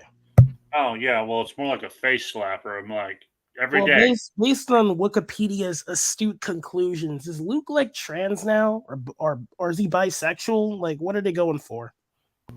I think they're going for gay because, well, his only ever real romantic interest in the series was Leia. Yeah. They cut that down in the Well, it's like- series. Yeah, how do you explain his small crush on his sister when he didn't even know that was his sister? Like, Well, so all right, so like he had an attraction for her. yeah. So okay, he likes women, hmm but now they're going to explore the potential of him being attracted to men, because that's the whole crux of him being not straight. So, okay. Yeah, it was one story called Luke on the Bright Side or whatever, made by Yeah. an LGBTQ artist or whatever, where they tried to portray Luke as gay or something, like he had feelings for a male character. And because of that, because I guess this is a comic writer who worked for Disney Star Wars, I guess now Luke is gay, which doesn't add up to me at all. I don't like. Alphabets, if you happen to hear this, this is why people are starting to not like you. You let them ruin things on your behalf. Congratulations. No, this is just like when the High Republic came out. They said that there were like trans Jedi or something, and I'm like, they're just Jedi. That's what they're Jedi. It's like when it comes to characters like Luke or Obi-Wan or Anakin or whatever or Mace, it doesn't matter if they're attracted to whatever the fuck. They're Jedi and they stay Jedi. So what does that tell you? So it's like. If you want to do this with non-Jedi characters, all right, whatever. But like Jedi, these characters are they're selfless, compassionate, non-attachment characters, and we're focusing on their sexuality. It just doesn't make any sense to me. Yeah, to that I just face palm. I just continue to face palm like Star Killer and go, I want off this planet. Someone find us another planet. Also, Luke learned the lessons of attachment when he lost during Empire, when he risked everything to save his friends. So I'm not saying Luke can't like be attracted to anyone or anything. I'm not saying that's not true. It's just like knowing how Luke is, he'd be more focused on being a Jedi than being attracted to others. Like I think that would be more on his mind. Yeah, let's be honest. They just want to make everything gay now. They want everyone to be gay. They want Captain America to be gay. They want Winter Soldier to be gay. I don't They think want Captain everyone to be America's gay. gay. At least not officially. Yeah, they want everyone to be gay. It's like, can we not just have a story first? And like, I don't care where he sticks his dong. Just, I want something fun. Well, yeah, but it's like it's called Luke on the Bright Side. They're literally dedicating a story based on a reality where Luke is gay. It's like if you told a story and Luke just so happened to be gay, all right, whatever. But that should not be the focus of your story. Yeah, I just, hey, Dan, you know those days when I talk crazy? This is why. Because I now live in a world where everything is upside down. This is like George emphasizing that Luke is straight in the original trilogy. Like the main focus of episodes 4 and 5 is Luke's crush on Leia. That's what we're focusing on. Not the story, not the Jedi, not the Sith, not the Empire, not the Rebellion. Luke's crush on Leia. That's the focus.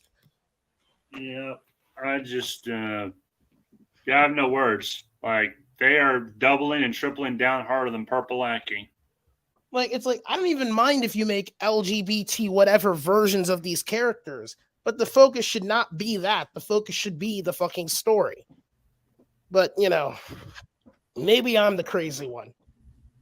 Yeah, I mean, like there are stories where relationships are brought up, like Star Killer and Force Unleashed 2. Like, a big factor of the story was him just looking for General Eclipse. But it wasn't like beating you over the head with it. Who, Star Killer? Yeah, and The Force Unleashed 2, he was looking for Juno Eclipse because he was a clone. Well, may have been a clone, may have been Starkiller brought back to life. We don't really know.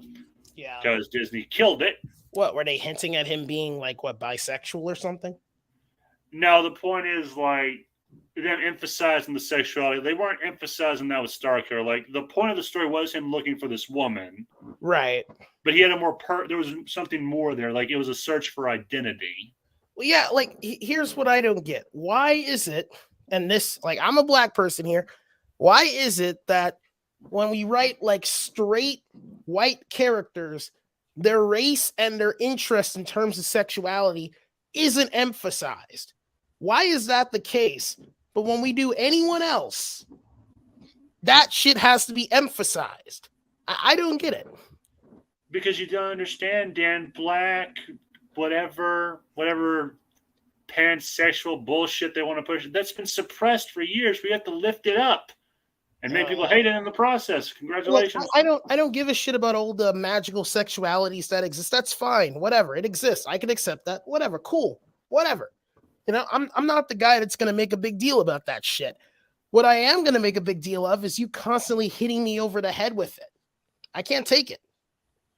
Yeah, they're hitting us so bad we could mistake them for Chris Brown. Wow. No, but it's like, do I tell you guys, do I remind you guys constantly how black I am, how dark my skin is? Yes. Oh no, if you wanted to do that, you'd be saying, and I'm black, y'all, and I'm black, y'all, and I'm blackity black. Really, that fucking rap? Yeah, it's funny because, well, that's pretty much BLM in a nutshell. It's like I'm black, I'm black, I'm black. And I have no other personality trait whatsoever. Oh yeah, that's how communists be. Right. Hey, wait, Bats, you said yes? Oh shit. Yes, because that's how communists be. Oh. You're never communist enough for the commies. Oh. This is why I say all commies should have a bag put over their head, and well, I probably shouldn't say that, but I'm not even saying I'm old John Milius. Kill them all. Kill them all. Ouch. Yeah. Oh, look, here's my thing. Just don't be an asshole. All right. I don't agree with you on some things. That's fine. Stop being an asshole. That doesn't make me the villain. Yeah, but like it's not hard to not be an asshole. I've done it for years. Then I stopped caring. Yeah. Well, be a ha asshole, but don't be like a legit fucking asshole, like those people that you can't stand. I know, like, there's a difference between being an asshole and being a jackass. All right, yeah. Like these commies, they act like all high and mighty, like they're progressive. It's like you bash white people for being white. You tell us we have no right to exist. Fuck you. Well, it's just like there was like somebody, this was recent, like I think a few months ago, somebody asked Mark Hamill, because they were like, in my personal opinion, Luke is gay, Han is gay, and they have a gay relationship together, and that's how I feel. And Mark Hamill said, all right, well, look, if that's how you interpret the characters, sure, good for you. It's like, he says, interpret them however you want. But he didn't say to make an official Luke is gay thing. He didn't say that. It's like, if people want to interpret these characters how they want, cool, whatever. But we don't have to like make an official statement and make a fucking flag and all sorts of shit to emphasize. It's like, all right, in your personal interpretation, Luke is gay and Han is gay and they're in a relationship, even though that never happened in the movies. But sure, that's how you feel about it. Great, that's your interpretation, but that's an interpretation. You know, that's not the actual canon. But these people don't get that. It's the Frodo Sam thing all over again. They think Frodo and Sam are lovers. It's like, well, maybe that's how you feel. Maybe that's how you saw it. But in the canon, they're just friends. They're best friends. This is an example of how friendship works, not a romantic relationship. But to these people, that's just not true. They can't acknowledge that. Or you know what? The Sam and Bucky thing. There were some people that were talking about how they were gay coding Winter Soldier and Falcon's relationship in the MCU, or Captain America and Bucky's relationship. It's like, no, they're friends. They're brothers. They're best friends. That's what we're seeing. They're not gay. Well, here's why I think they do that. I remember Weaponized Nerd Rage had this one point he brought up. He said there's this attack on friendship. Like, two people cannot just be good friends. They have to be something more. And the actor for Falcon said the same thing when that stuff came out about him and Bucky. Yeah, like there's this attack on friendship. Like, you're not allowed to be friends with someone. Like, they're always like, if two guys just happen to get along and respect each other, people just assume they're banging. Yep. Well, yeah. Because they're emotionally immature pricks, is what they are, who have nothing better to do. But how can we have any buddy cop type movies and shows if every example of two guys being close friends is gay coding? Yeah. Yeah, it's like let's say Lethal Weapon, the movies as they were made today. People would assume, or these shipper freaks who, quite frankly, need to be beaten up over the head, they would assume that Murdoch and Riggs are gay. Oh, I could believe that. They would assume that. They would assume that. It's like, yeah, was it who? Murdoch or Riggs? No, I think it's Murdoch.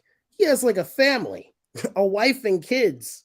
And Yeah, Riggs, that's Murtaugh. Yeah, he has a family. Riggs, he did have a wife, but she's dead. Then he did have another family, but okay, he had a wife that died in the first film. Then he had a lover in the second one that got killed by the antagonist. And then he had a third. He had a third love interest. I think it was the third film, who he married. Yeah. I forgot her name. I think her name was Lauren. Yeah. Yeah, she's another cop who's as crazy as him. Yeah, I think that's the joke. She's the female Riggs. That's the joke they were going for. Yeah, pretty much. She is yeah, I don't think she's the female Riggs, because Riggs is crazy. Yeah, and she's not really crazy. She's grounded, but yeah, she's not crazy. Like Riggs is unhinged almost. You think they bounce off each other, right? That's what you're saying. Yeah, like she is this like typical. She's internal affairs cop, so like she has her career that she's looking forward to. Riggs had a family and lost it, so he's looking at it like there's nothing left to live for because he doesn't have a family. So Murtaugh gives him that family. This is what happens in the first movie. Okay, then you translate into the second movie. He has a chance to start a new family. Finds out that no, even when he comes close to having starting a new family or starting over, that gets taken away from him. And so by the third movie, he's sort of just resigned to, you know what, I'll be the uncle. I'll take care of my partner's family. I'll love them like they're my own. It's fine. And then he has another chance to have another family. And he pursues it because now she's giving him a reason to live. And that's like in the one scene where she's close to dying, he's like upset, or he's like, panicking because she's almost dead, or she almost died. Yeah. And in the fourth film, she's a badass. Even as a pregnant woman, she is still a badass. It's like she's like the competent woman of the family because she's also a cop. Yeah. Hey, here's the funny thing. And the funny thing is the one who... I'm sorry, you were saying, Dan? No, I was going to say, that reminds me, Bats, when they tried to make Jessica Drew, Spider-Woman, pregnant in the comics, and people threw a fit over that. Yeah, it's like whatever. Actually, like that's stupid to me, but it's like whatever. Like, yeah, the funny thing about the second movie though with Riggs is the guy who killed the love interest in that movie killed his wife also, so they were both killed by the same guy. Yeah, it has to be 80s typical revenge story. And the darkest film, in my opinion, was the sequel. The second film was messed up, if you ask me. The third one and the fourth one, they have some dark moments, but they feel like comedies. But the first two were serious. What's so dark about the second one exactly? I would say the first and second were both pretty dark. Yeah, they were. But in your opinions, what made the second one really dark? What made the second one really dark was that there was lots of internal moments between the two primary characters where they were thinking about their futures, and thinking about where they would take their lives, and they were trying to find moments to be happy, but the events of the film just kept hitting them. And I think the hardest gut-wrenching one was the third act, where they nearly died on that ship. Like in that shootout on that ship when they were fighting. Yeah, so it's like and characters were dying left and right. I mean, the thing about the third and fourth movie for me is they give me that vibe of here we go again, we're on the same shit. That's the vibe I get from those two. And I'm not saying I hate them. I like those movies, but they feel like sitcom sequels, if that makes any sense. Yeah. The funny thing about the Lethal Weapons movies is, well, they're Shane Black movies, so I guess some of that's to be expected. Hey, didn't the actor, no, not the actor, the director of the Superman movies, didn't he direct those? Richard Donner? Yeah, I think he did. Yeah, he did. He did direct them. Yeah, he's dead now. He did. I know. I missed the guy. Yeah, now they're making another one with Mel Gibson directing it. All right, wait, they actually greenlit the fifth one? I heard they were. I don't know if they greenlit it or not. Oh, because I know Donald Glover, he said he wanted a fifth one. That would be nice. I like it when there are fives. You know, when that whole N-word controversy came out with Mel Gibson, he actually defended him. Oh, really? That's surprising. Mm-hmm. Yeah, like everyone was quick to call Mel Gibson a racist, which if you believe he is or he isn't, I don't know. Z-Wolf thinks he's anti-Semitic, but I don't know how true that is. But anyway, when that controversy started, people were saying he's a racist because he said the N-word about a bunch of hoodlums, I think, when he was arguing with his wife. And like that, a recording of that argument in their house got out, and everyone was quick to cancel this guy. You know, just like they were quick to call him anti-Semitic. He's already been blacklisted, but it's like those controversies were there. But Donald Glover, his partner in the Lethal Weapon movie, stood up for him and said, "No, he's my friend. He's not racist. I've known this guy for years. We're cool. I don't believe that." And like people were attacking him. I think people were calling him all sorts of slurs and shit. They were saying he betrayed his race or something. Yeah, that's the funny thing. They say they support black people until black people disagree with them. Oh yeah, exactly. That's what I never get with these people. You know, they say that they respect what black people have to say until black people start saying shit that they don't like. Then all of a sudden we're being called slurs and all sorts of bullshit. Oh, Bat said he'll be right back. He's on mute. Oh, that's fine. It's such fucking hypocrisy. I can't take it. And you know what's funny? I miss the 80s movies now, and I've barely watched them, but I wish we had more like them today. And dude, you should watch them at least. I know you have your thing where you barely watch anything or you get bored easily, but like, dude, watch some classic movies. They're good. Oh, I watch older movies now. Like I've been watching noir. I've been trying to get into the 80s. I know you've been telling me that for at least a year. Like, dude, branch out. Watch all sorts of movies, especially 80s films. Really try to, connect to the culture. Well, the problem is I'm running out of space for all my movies.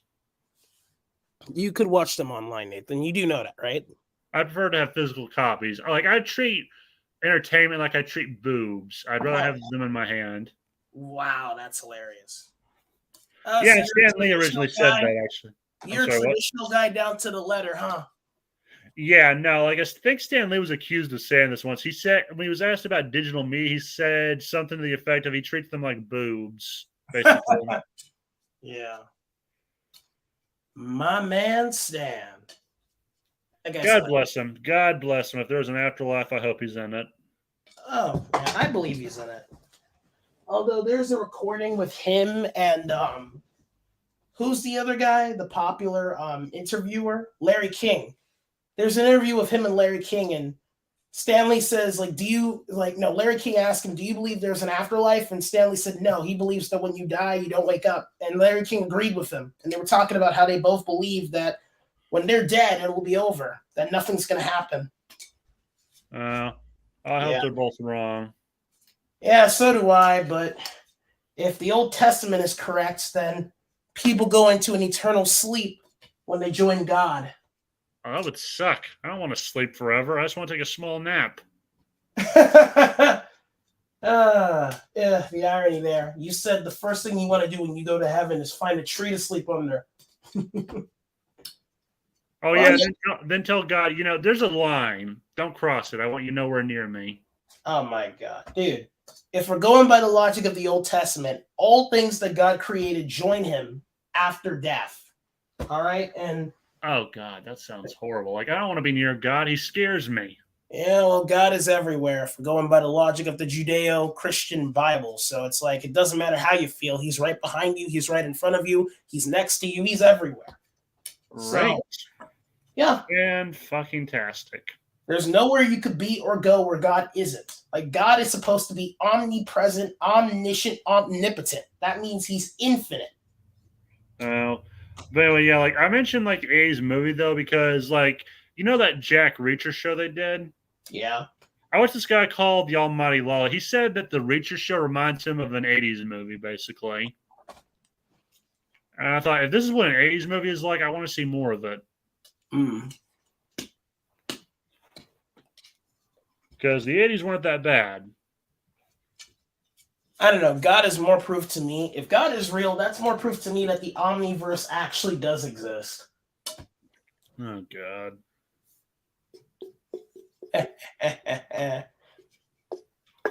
Well, Bats isn't here, so you're stuck with me and my insanity. Oh, the humanity. Hey, that rhymed. But, yeah, like I've seen some stuff from the 80s. It's just not a lot. Like I've seen, I think Darkman was made in the 80s. I think it was made in the 80s. You got to see, you saw Ghostbusters, right? I remember seeing it as a kid. I've only seen a little bit of it as an adult. Dude, you got to watch it again. Like it's funny. I'll give it that. Like it has one. Like I like the one line where he goes, "The power grid was shut off by dickless here. They caused an explosion. Is this true?" Yes, it's true. This man has no dick. Classic. Dude, you got to watch it. It's good. Yeah, maybe. Like I'm not like Lauren Shin. I'll watch stuff from the 80s, but I don't know. It's just something I have to like really give a shit about. Same thing with the Ryan I do. I have to give a shit to ride it. Dude, if I could, I'd chain you to a chair and force you to watch everything and write everything. What kind of a sadist are you? Sorry, I'm just very like I'm just very crazy in the sense that I just want people to see everything. You're probably the kind of guy who looks at the Necronomicon and goes, "Isn't it beautiful?" Mm-hmm. I am that kind of guy. That technically will drive you crazy. Yeah, I've been told I'm crazy before. No, reading the Necronomicon will drive you crazy. Yeah, but I would get the answers to infinity, wouldn't I? No, you wouldn't. You go mad and you release either Cthulhu or a Deadite. It's hard to say which. Yeah, look, if Cthulhu comes out, I'm absorbing him. He'll come out of you like an alligator out of a snake after the snake tries to eat the alligator. Dude, once I embrace the powers of the infinity, nothing can stop me. Cthulhu will just be my plaything. Well, now you're delusional. You can't control Cthulhu. Cthulhu drives everyone who sees it nuts. Well, except for more powerful gods that could crush Cthulhu. Nothing can crush Cthulhu as far as I know. Well, if we're going by the multiple lore of gods, Cthulhu is like on the lower level. Like he's powerful compared to us, mere mortals, but like compared to the powerful beings out there, Cthulhu is nothing. Yeah, he's still scary. Well, yeah, because we're pathetic mere mortals. But once I have the power of infinity, Cthulhu will just be a part of me, like everything. No, he's scary because he's a giant. You know what? If I had the sentient powers to actually talk to Cthulhu, I bet he'd just be a version of you. No, he's like an evil version of King Arthur, basically. Mm. Like people are waiting for him to come back, and when he comes back, it ain't gonna be pretty. And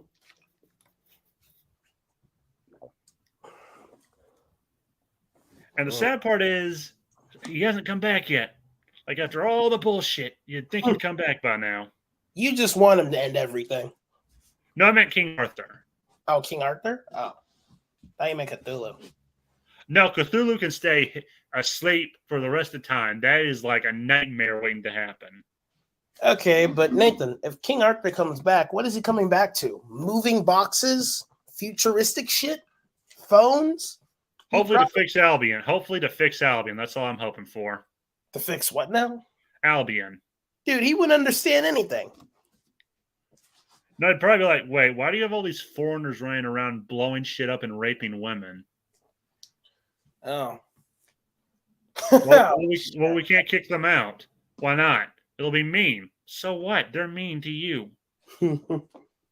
But the address, but the scrolls cannot be adjusted. Who the fuck told you that?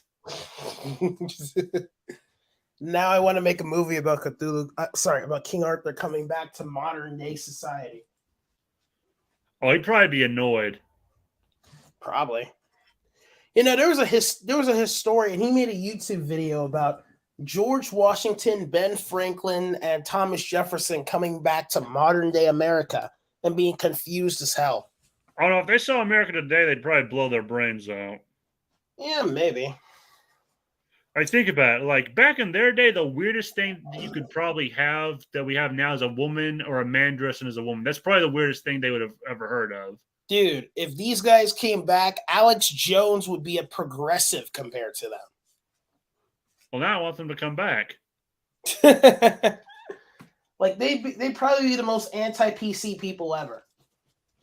Well, yeah, no, because they want...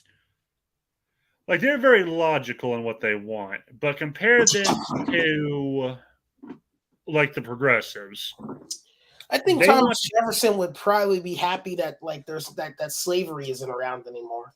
He'd probably be, what's that? My grandkids are not slaves anymore? Good. Yeah. Oh, look, it's Z-Wolf. Hey, Z-Wolf. Hey, guys, what's up?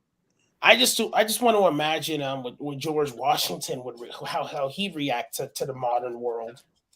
He'd probably be like, "What the fuck am I looking at?"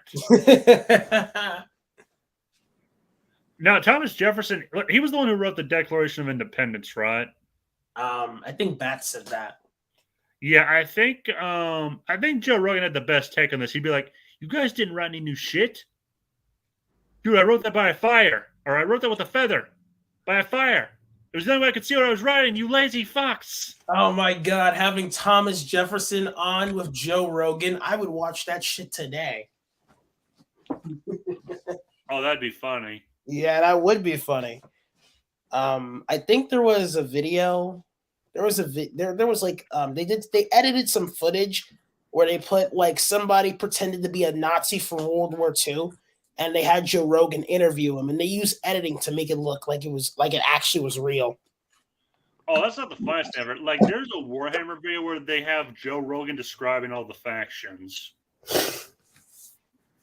Really? Yeah, no, I'm not bullshitting you. They took a lot of lines from Joe Rogan's podcast and basically made it sound like he was describing Warhammer factions. Dude, my favorite was my favorite is the Joe Rogan animal videos where he talks about the various different types of animals. Like, the dude knows his fucking animals. Oh, I figure he just knows his pot.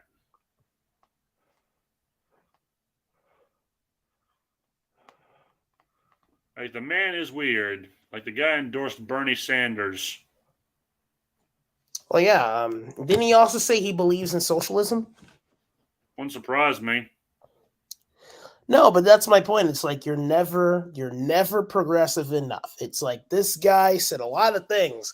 Hell, he supported Bernie Sanders, but when he did, like all these extremists said, no, Bernie, you can't accept his endorsement. He's an alt-right Yahtzee, and they attacked Joe Rogan and Bernie Sanders over it.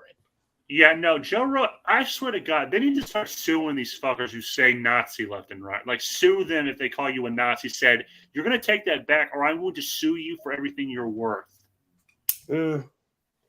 Well, I mean, isn't Joe Rogan technically a Nazi because National Socialism? That was a joke. I mean, technically, It's a joke, dude. I'm not being serious. Don't take it. now that technically you're right, the best Yeah. kind of correct. It's a joke. Don't take that seriously. I mean, actually, no.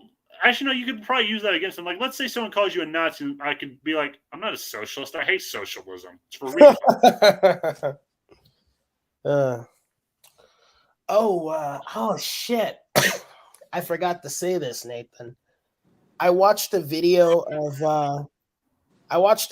George Lucas and his wife Melody Hobson talking to those high school kids.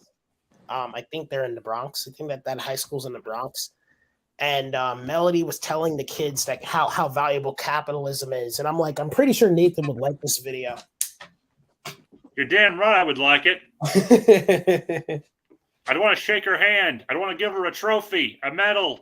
Oh yeah, well, Melody is she's one of those financial types. That's her career. So. Oh, never mind. What? I don't like financial types, I think. Not to backtrack regarding Mel Gibson. I don't think he's anti-Semitic or racist or any of that. Oh, really?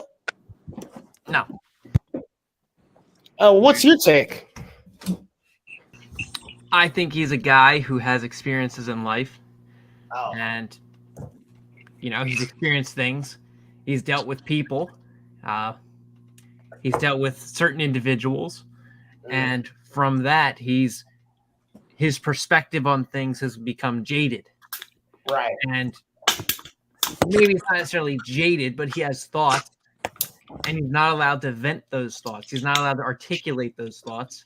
So they just fester, and he can't really stress test them. He can't just talk to someone about them without being afraid that he has to walk on eggshells. So he gets pushed to a point where he explodes, and all of these experiences, all of this knowledge and insight and wisdom blurred out in like this shotgun blast. Yeah. And, it's like, oh, okay. So because he has all these feelings and all these things, he's obviously an ist or a phobe or whatever. And, and maybe it's just, my experience with people who've done that. I know plenty of people who have bottled things up and then pushed to the limit. They end up shotgun blasting a bunch of things that have a little bit of truth in them. But because there's so many gaps of data, they just started to input whatever data they thought made sense, and then they do the shotgun blast. And for me, okay, I'm not an easily offended person. Right. I think it's funny because it's like, wow, you're wrong on so many levels. But to other people close to me, they were offended. They were upset. They were like, why would you say something like that? Blah, blah, blah. Yeah. So here's also one of the main things. His father was an avid Holocaust denier, and he never even actually denounced that. So, oh, he shouldn't have to. He shouldn't have to denounce it. But that to me is something. It's like, okay, that's a part of his life experience. That's something that's going to influence his lens. And like I said, if he were able to voice it, he were able to say, oh, I don't think that's a thing that happened. Someone could say, okay, well, what do you think about this? Let's go take a trip to the museum. Let's just explore the possibility. Let's just put the idea that it didn't happen. Let's put that on the bench. Let's entertain what if it did, Yeah, but he could have done it in different avenues. I mean, let's put it this way. All of us are some of our experiences. But now, and everybody maybe goes on a tirade, like you said, let's say we're drunk or whatever, that kind of thing. Not everybody goes into a generalization about a specific ethnic group, and just goes ham on it. There's plenty of people that do. There's plenty of people that do, yes. And those people, the city I live in, certain things. The city I live in is a gay city. Okay. Philadelphia, gay city. All right. So many of these gay people have stories of their hatred and animosity towards Christianity because they feel they have been oppressed by that religion. And so you push them into a corner and they shotgun blast all of this stuff about Christianity. And when you apply those shotgun blasts to my mom, my neighbor, my aunt, my uncle, my grandfather, any of my grandfathers, actually. All right. When you apply it to them, it doesn't fit the reality. But you said the key I- word. You said the key word. You have a lot of gay people. Maybe I'm paraphrasing what you just said. You have a lot of gay people that hate Christianity, so they all of a sudden do the shotgun thing about something that they hate. Yeah. Well, Oh, the shotgun thing is the buildup. Okay, because no, I understand, but the hate is there prior. well, the reason why the hate is there is because their ability is not able to express it. Whereas if you're able to express it, that hatred, that shotgun blast doesn't happen because you're able to have a dialogue with it. These people didn't have the chance to have that dialogue because they feel that they were being oppressed. They're being censored. They're being held back. All right. That's fair. That's absolutely fair. But like the shotgun might not be the most productive way of expression, but it reveals something that was there. You could use a bubble, but yeah. And you know, I get your point. You're saying, you know, regardless, that manifests into hate. You know, hate is still hate. Like you can't just say, oh well, there's little hate. No, you're right. But like I said, I don't think he's genuinely in that mindset. You know, he still looks at people as people. Yeah. I hope so. Personally, I hope so. Oh shit, like, Z-Wolf. basically, Is that a poster of your movie on your profile? Oh no, this is actually Jay. She made a fan art. She took a screenshot of the movie and she drew it in manga form. Nice. Yeah. Cool.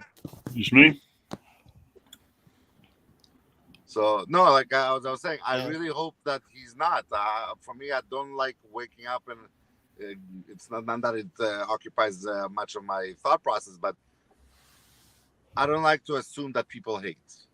Right. But just like Yeah. when, like we had this conversation with other people about other things, I try to judge their work for itself and set aside the person from the work. So I can Yeah, still well, sort of most maybe people- be fan of or appreciate Mel Gibson's work, but what he said is what he said. And Well, if it was yeah, a the thing one-off, it is- was a one-off, but it wasn't a one-off. Now, the thing is, Z-Wolf, most people that have met this guy, I'm not talking about all people, most people have nothing but positive things to say. So I think that if you actually met this guy in a hypothetical, like, and you guys knew nothing about each other and there was no, like, beliefs or anything involved, you guys would have a nice conversation and then you'd both go about your day. I'm sure. I'm really sure. Like, look, I'm not. I don't wake up in the morning trying to hate anybody. Yeah. So I'm hoping that the vast majority of people would have my mindset of like, okay, I don't want to be a professional victim. I don't want to be basically like assume that there's hatred in the world. I'm a cup half full kind of guy. So I really, really hope. But again, like I know Mel Gibson as much as you guys know Mel Gibson. So all I know is from what is read. I would Oh, like to that's assume fair. that he's a genuinely good person, but I don't know. All I know is what I've seen. Yeah. Yeah. Then again, Nathan, you might not completely like her because she said, well, she believes in capitalism. She doesn't think it works for everyone, and she wants to make a way for it to work for everyone. So you might disagree with her on that. I knew it. I fucking knew it. But it's okay to disagree with somebody and still appreciate it. Yeah. Yeah, like oh, what's his name? There's this one. There are a couple people I don't like as a person, but I kind of like the stuff they've made. Like Stephen King, I find him insufferable online, but the man is a good writer. Yeah, but Oh, it comes shit, back to the example that's- of judge a man the work for itself and judge the man for or Who the they person are. for their actions. Bats, dude. I looked back at that guy that talked to Eric July last time. I know who that dude is. He's the orange guy. This is the guy that's been attacking fandom menace people and people that are criticizing modern Hollywood and their movies and shows. Except I used to be subscribed to his channel before he went full radical. He seemed like a cool guy at first, but once he went full radical, his takes, it's not even his opinion, his takes were just horrible. This guy made a review of Ghostbusters where he basically said that what he likes about Ghostbusters is that it's anti-religion. But what he hates about Ghostbusters is that it's pro-capitalism.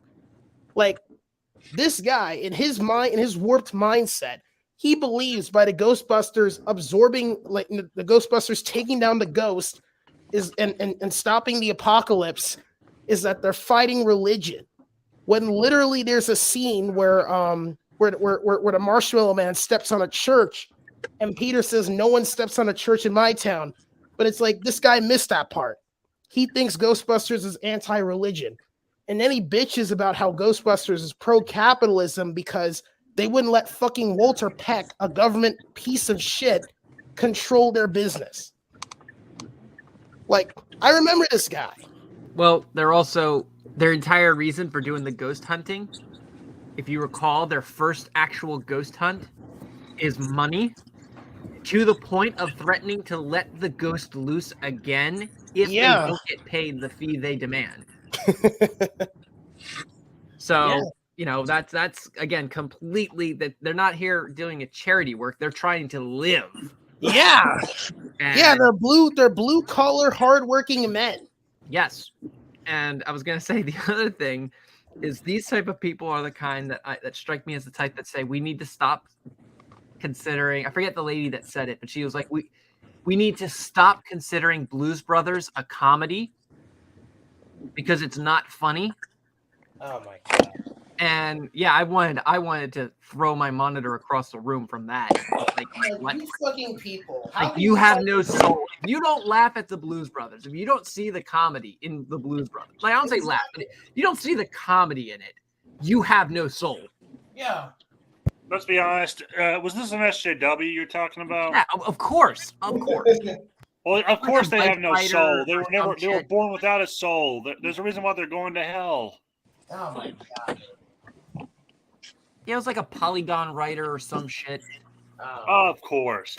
Like Polygon, the most useless rag of all time. Like to call them a rag is an insult to cum wipes. Yeah, but Bats, this is that same fucking guy. I remember exactly why I unsubscribed from his channel. And this was before he started attacking Critical Drinker and Nerddrotic and Eric July. This is before that. This video, this Ghostbusters review. For some reason, that review rubbed me the wrong way and I left. It's like this dude, I wanted to tweet. Sorry, I didn't want to tweet. I wanted to leave a comment telling him how he misunderstood Ghostbusters, how he didn't understand the movie at all. But I was like, no, it's not worth it. This guy's a clown. Yeah, like this reminds me of like mundane Matt, weirdly enough. I remember when I started like disliking him. Like people were bitching about James Gunn and his pedo jokes. And he basically was saying they're no different than the people on the left. But no, the people on the left legitimately have no real good argument as far as I'm concerned. The people on the right, they also had a dumb reason to complain, but it was more concerning. They did not know if James Gunn was a pedo or not. And I actually defended James Gunn during that controversy. I was the guy saying he told a few fucking jokes years ago. This guy does not deserve to lose his career over that. But at the same time, I was like, he was okay with other celebrities losing their careers over other things. So it was hard for me. I was stuck in the middle. Oh, I was just sitting there laughing. I'm like, yeah, take this guy's job. I don't give a shit. I'm tired of hearing him mouth off on Twitter all the time. Well, I mean, that's because you were on Twitter. Okay, that's a joke. Oh, no, like, I hate these high and mighty people. They act all high and mighty like they're better than everyone else. When it turns out a month, a week, a year later, you find out they have an even worse fucking skeleton in their closet. Is that like a semi-quote of the Punisher? Pretty much, yeah. Yeah, okay. So you're the internet Punisher? No, I'm not that badass. Oh, okay. You know, that's basically a keyboard warrior. I want to strangle you right now. Yeah, I know. I want to reach through the internet, grab you by the throat, and wring your neck. And while you're screaming hate crime, I'm going to be doing it twice as hard. I'm not gonna be screaming hate crime. I'm not gonna waste my last breath screaming racism. I'm gonna kick your ass. Oh, okay, so I thought you were gonna be like every black guy when they found out I tried to kill Preston Garvey. No, I'll fight to the death. Oh, yeah, no, I would tell a friend of mine once I tried to kill Preston Garvey because he wouldn't quit bitching at me because I helped the Raiders. So I assigned him to a settlement where he was the only inhabitant, and I tried to shoot him in the head multiple times. He wouldn't die. Now, here's my logic. If someone's trying to kill me, screaming racism isn't doing jack shit. That's not going to save me. So what's the point? That's stupid. The point? There is no point. These people have no point. If you were looking for a point, you're in the wrong department. Look, debating and arguing and talking about points of views only goes so far. Once we get into physical violence, it's a whole other world. Yeah, or as I like to call it, the Antifa solution. Now, my intentions are to either like incapacitate or knock someone out, but I'm not sure how that will end. My intention is to get as far the fuck away as possible. To run? Pretty much, yeah. Like, if I can get away from you, I'm just going to run. Now, if I don't have a choice, well, I have no idea what will happen. I might try to gouge out your eyes. You're a worse black stereotype than me. And I'm not even black. I know. I'd at least stand and fight. Oh, no, if I don't have to fight, then no, I'm not going to. Now, if my back's to a wall, I might try it. I'm still going to get my ass kicked, but I'm going to try. You know what they call it, Z-Wolf? No, sorry, not Z-Wolf. You know what they call it, Nathan? They call it fight or flight. Pretty much, yeah. Yeah. My money's on flight because I am a coward. Oh, ouch. You don't have to be. No, I don't like fighting. Like, I talk a big game, but I do not like hurting people. It's not fun. Oh, for me, it's only defense. I won't attack you if you don't attack me. That's my mindset. So it's like these SJWs. I don't want to put a bag over their head and face them towards a wall. But if they're going to be insurrectionists and try to kill me one day, then I guess I don't have a choice. Well, no, the SJWs to me, they're the opposite. They're not defensive. They're offensive. At least the modern ones. Oh, yeah, no, this is why I don't like them. Well, then the fact they defend maps, or as I like to call them, marksmanship practice. Yeah. It's like, if you're a map, you have no rights as far as I'm concerned. Maps have no right to live. Ouch. I feel like I'm the most tame person here. You probably are. Well, I'm sorry, but I have no tolerance for child predators. Or necrophiles. Like, I hate necrophiles. They're the most disgusting thing I can think of. Look, on one hand, child predator, like being a child, that's disgraceful. Like, to me, there's no coming back from that. But on the other hand, it's like, I will always try to find any solution that just leads to people being taken to jail. It's like death. Like, I don't know. I just don't like death. I really don't like it. I have a solution. It's called we get a double barrel shotgun. We castrate you with it. Then we leave you to bleed out. Look, I'll even take, bleed out to death, you mean? No, that's not a good solution. My solution is this. We lock you up for life. That's it. Good enough for me. And maybe add some rehabilitation to change these people. I don't believe you can rehabilitate a pedo. Like, there's not a treatment for that yet. So, no, lock them up till the day they die or they find a treatment finally. Dude, people can always change. It's really up to their will. Some people change, not all of them. Now, the point is, all people can change. I'm not saying all people will change, but all people can change. It just requires hard work and effort.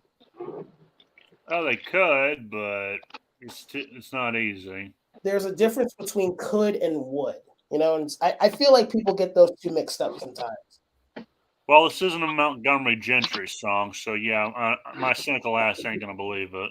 Wow, okay.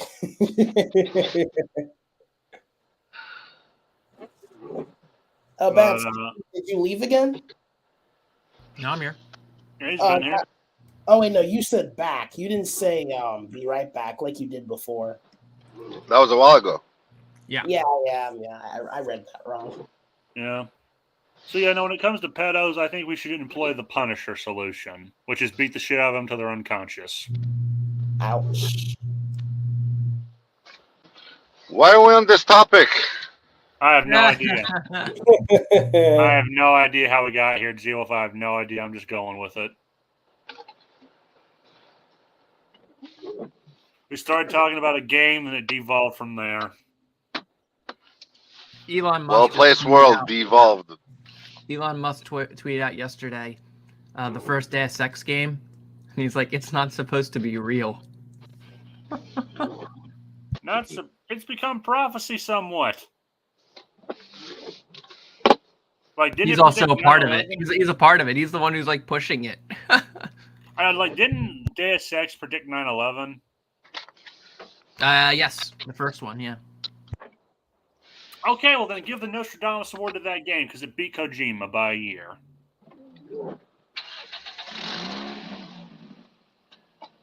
Who, by the way, is a hack as far as... Well, I think he's overrated. Someone's leaf blower is active. No, that's actually an engine of a car. Oh. But you're right. It does sound like a leaf blower. No, it's Canada. I assumed it was one or the other. Nothing to do with Canada. I'm sure you guys got the same lawnmower cars there. Oh, no. Leaf blowers don't sound like that where I'm from. No, this sounds like a grand total of 5 horsepower. There's more horsepowers on a vibrator. Yeah, let's say we typically our cars like that sounds more like one of the motorbikes that people drive than a car. Like it's a really old ass like a 4-cylinder car. Like that car was old 20 years ago. Ah, okay, yeah. Yeah, when you're saying it's like a 4-cylinder, I was like, oh, that's fucking old. Yeah, I mean they still sell 4 cylinders, but the modern ones have way more horsepower. Nowadays, the car engines are at 4 cylinders are more powerful than like this V8s from like 40 years ago. Well then. But anyways, yeah, me and Dan were talking about that Harry Potter game, but then we just kind of said fuck it and decided to talk about other stuff. Right. Come on, for lack of a better term, we're all grown men here, and we're talking about Harry Potter. I was telling Dan this, like, you have to be a kid to enjoy Harry Potter, as far as I'm concerned. Well, yeah, because the appealing thing about Harry Potter is that it appealed to the same age group as Harry Potter, and they grew up with him. So when he was like 18 or so on screen, the viewers that grew up with him, and in terms of the movies and the books, they grew up to be 18 also. Yeah. There's a reason that you don't see Harry Potter in college or as an adult or whatever, that kind of thing, because at one point that demographic ages out, so it's not as interesting. I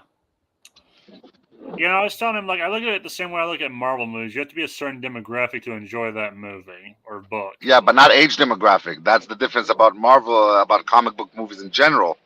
They've been around longer than most of us have been alive. So it got to but like, for example, even if you take not Marvel movie, like Superman, if any Superman movie that'll be made now, even the grandparents can go and enjoy it because they grew up on it also. Yeah, assuming they're still breathing. Come on with the trucks and everything. Because, yeah, like, didn't Superman come out, like, just before World War II? Yeah, I think 1938. Oh, bonus points for you. You actually know the year. Yeah. I don't know much, but what I know well. Oh, he admits it. How do you like that? Some humility. Dude, I'm the master of humility. Yeah, now if we could only get him to shut up about dicks. Want to talk about dicks? It's all you talk about. No. Maybe I talk about where dicks go, but not about dicks.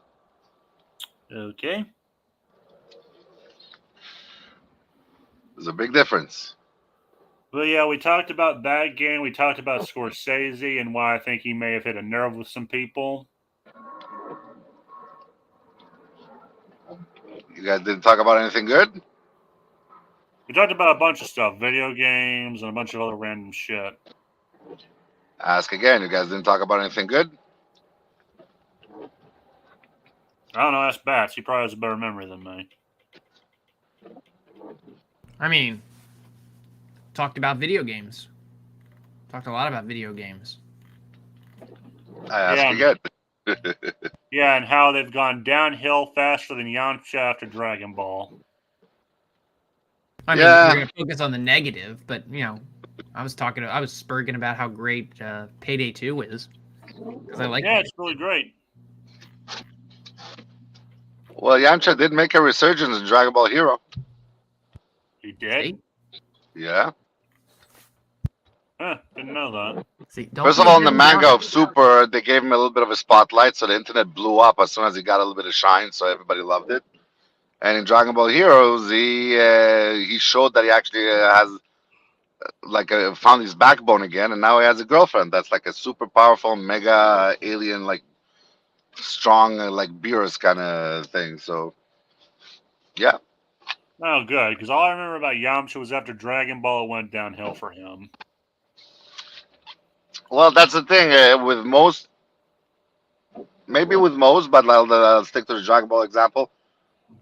Every villain that is befriended or joins the group has to give up his spotlight to the next one. So because Yamcha was the very first quote unquote villain that Goku encountered, he dropped out of the spotlight first and relatively early on. So every other person took the spotlight instead of him until he just basically was relegated to fillers. It doesn't detract from the fact that he's a cool character, but storytelling wise, he suffered as a result. I mean, even Vegeta was the same thing. I mean, you look at the Dragon Ball Super in the Tournament of Power. Who was the other, the one who stole the spotlight, so to speak, was Frieza. Because instead of Goku and Vegeta finishing off Jiren, it was Goku and Frieza. Frieza made his way back in a golden form in the movies and then the show and that kind of. So that's usually what happens. Yep.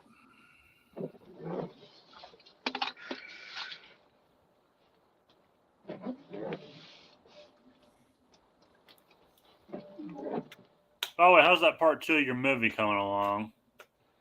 Oh, it's coming along. We had a kickoff meeting last week for the post production, and now everything is getting into gear. So we're working on already setting up some previs and some because we're gonna have a CGI character in Puar, so we're working on some like not necessarily skin samples, but like fur samples of how it's gonna move, how it's gonna uh, look on film, and that kind of thing. So everything is being set up. It's gonna be a long process. Okay. I mean, if everything goes according to plan, it's gonna be released around September, maybe October. All right. Unless the crowdfunding that's going to be launched in a month or two is going to bear fruit. So if it does, it's going to be even faster because money makes the progress faster and like basically take priority.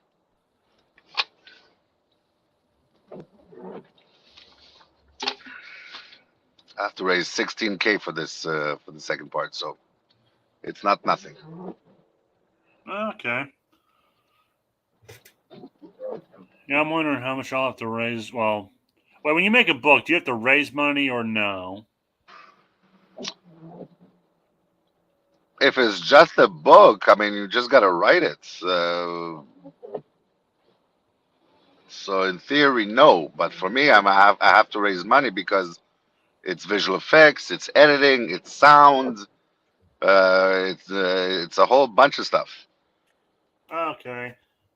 Yeah, my main thing is like, let's say I do finish the book. I'm just wondering, but I got demand edits because I don't want to edit anything if I don't need to.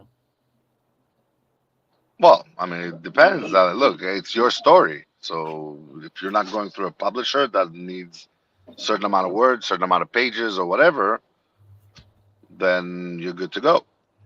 Okay. Mm. What the fuck? NCIS is the weirdest show of all time. Yeah, and once part two is in full swing, I'm gonna try. I'm gonna try and see if I can, on the side, raise money for the cooking show. Okay. Yeah, I already put an IMDb interest in there, so I have the episodes split up and everything. All right. Now I'm trying to see if I should rebrand my YouTube channel to basically like a film production type of channel name, or if I leave it as is and just put it somewhere else. I don't know. I was debating rechanging my YouTube channel name. Well, because mine is Dragon Ball centric. It's youtube.com/zwolfmovie. But if I do it slash the film production name, quote unquote, then it gives me more flexibility to upload all of my work there as opposed to just Dragon Ball specific. Yeah, I was thinking of rebranding mine Arkham Outpost. Just figured, fuck it. Why not? Oh, if it's just for the sake of changing the name, that's fine. But if let's say you want to do it for a specific niche or a specific something, it could definitely help as well. Yeah, maybe. But what do I know? I only have 320 some odd subscribers, so I got a long way to go from making my Tyrone Magnus type of revenue. Yeah. Hey, you're doing better than me. Like, my last couple of videos haven't done that well. And you beat me in subscribers, but then again, you make better content. I'm putting in the work. I'm advertising it all the time. That's why I tell you, do the same. Oh, I've been trying, but I don't know if it's helping or not. Well, no, like be like a marketing whore essentially. Like for me, it got to the point where I put like every time I responded to a tweet, I used part one, the link, like as a signature type of thing. So every tweet that I send had my link at the bottom. Every time I join a Twitter space, I make sure it's up in the nest. Like, or if it comes up in a casual conversation, I ask them if they're willing to subscribe and that sort of thing. So like every opportunity I get, I do it. So I mean, it's always about a trying thing, but as long as the trying is consistent. And if you're lucky enough and one of your clips catches fire, then it just helps you out that much more. But you still got to go through a grind and advertise it. I mean, by my standards, part one caught fire because right now I'm at 60 likes, about 730 something views in less than 2 months. So, by my standards, it's catching fire. But like for other established YouTubers, it's a drop in a bucket. Really, just 60? 60 likes for me is a lot, especially in under 2 months. Oh, I agree that's a lot. I think the most I've gotten is 20 something likes, and that was me talking about them making Wesker black. Yeah, so advertise it, and maybe it'll go more. Yeah, maybe, but I think I'll end it here, guys. Thanks for coming on. All right, Pally. Sure. Good chat. Good chat. Nice talking to you. See you all around. All right. So, yep. Good night.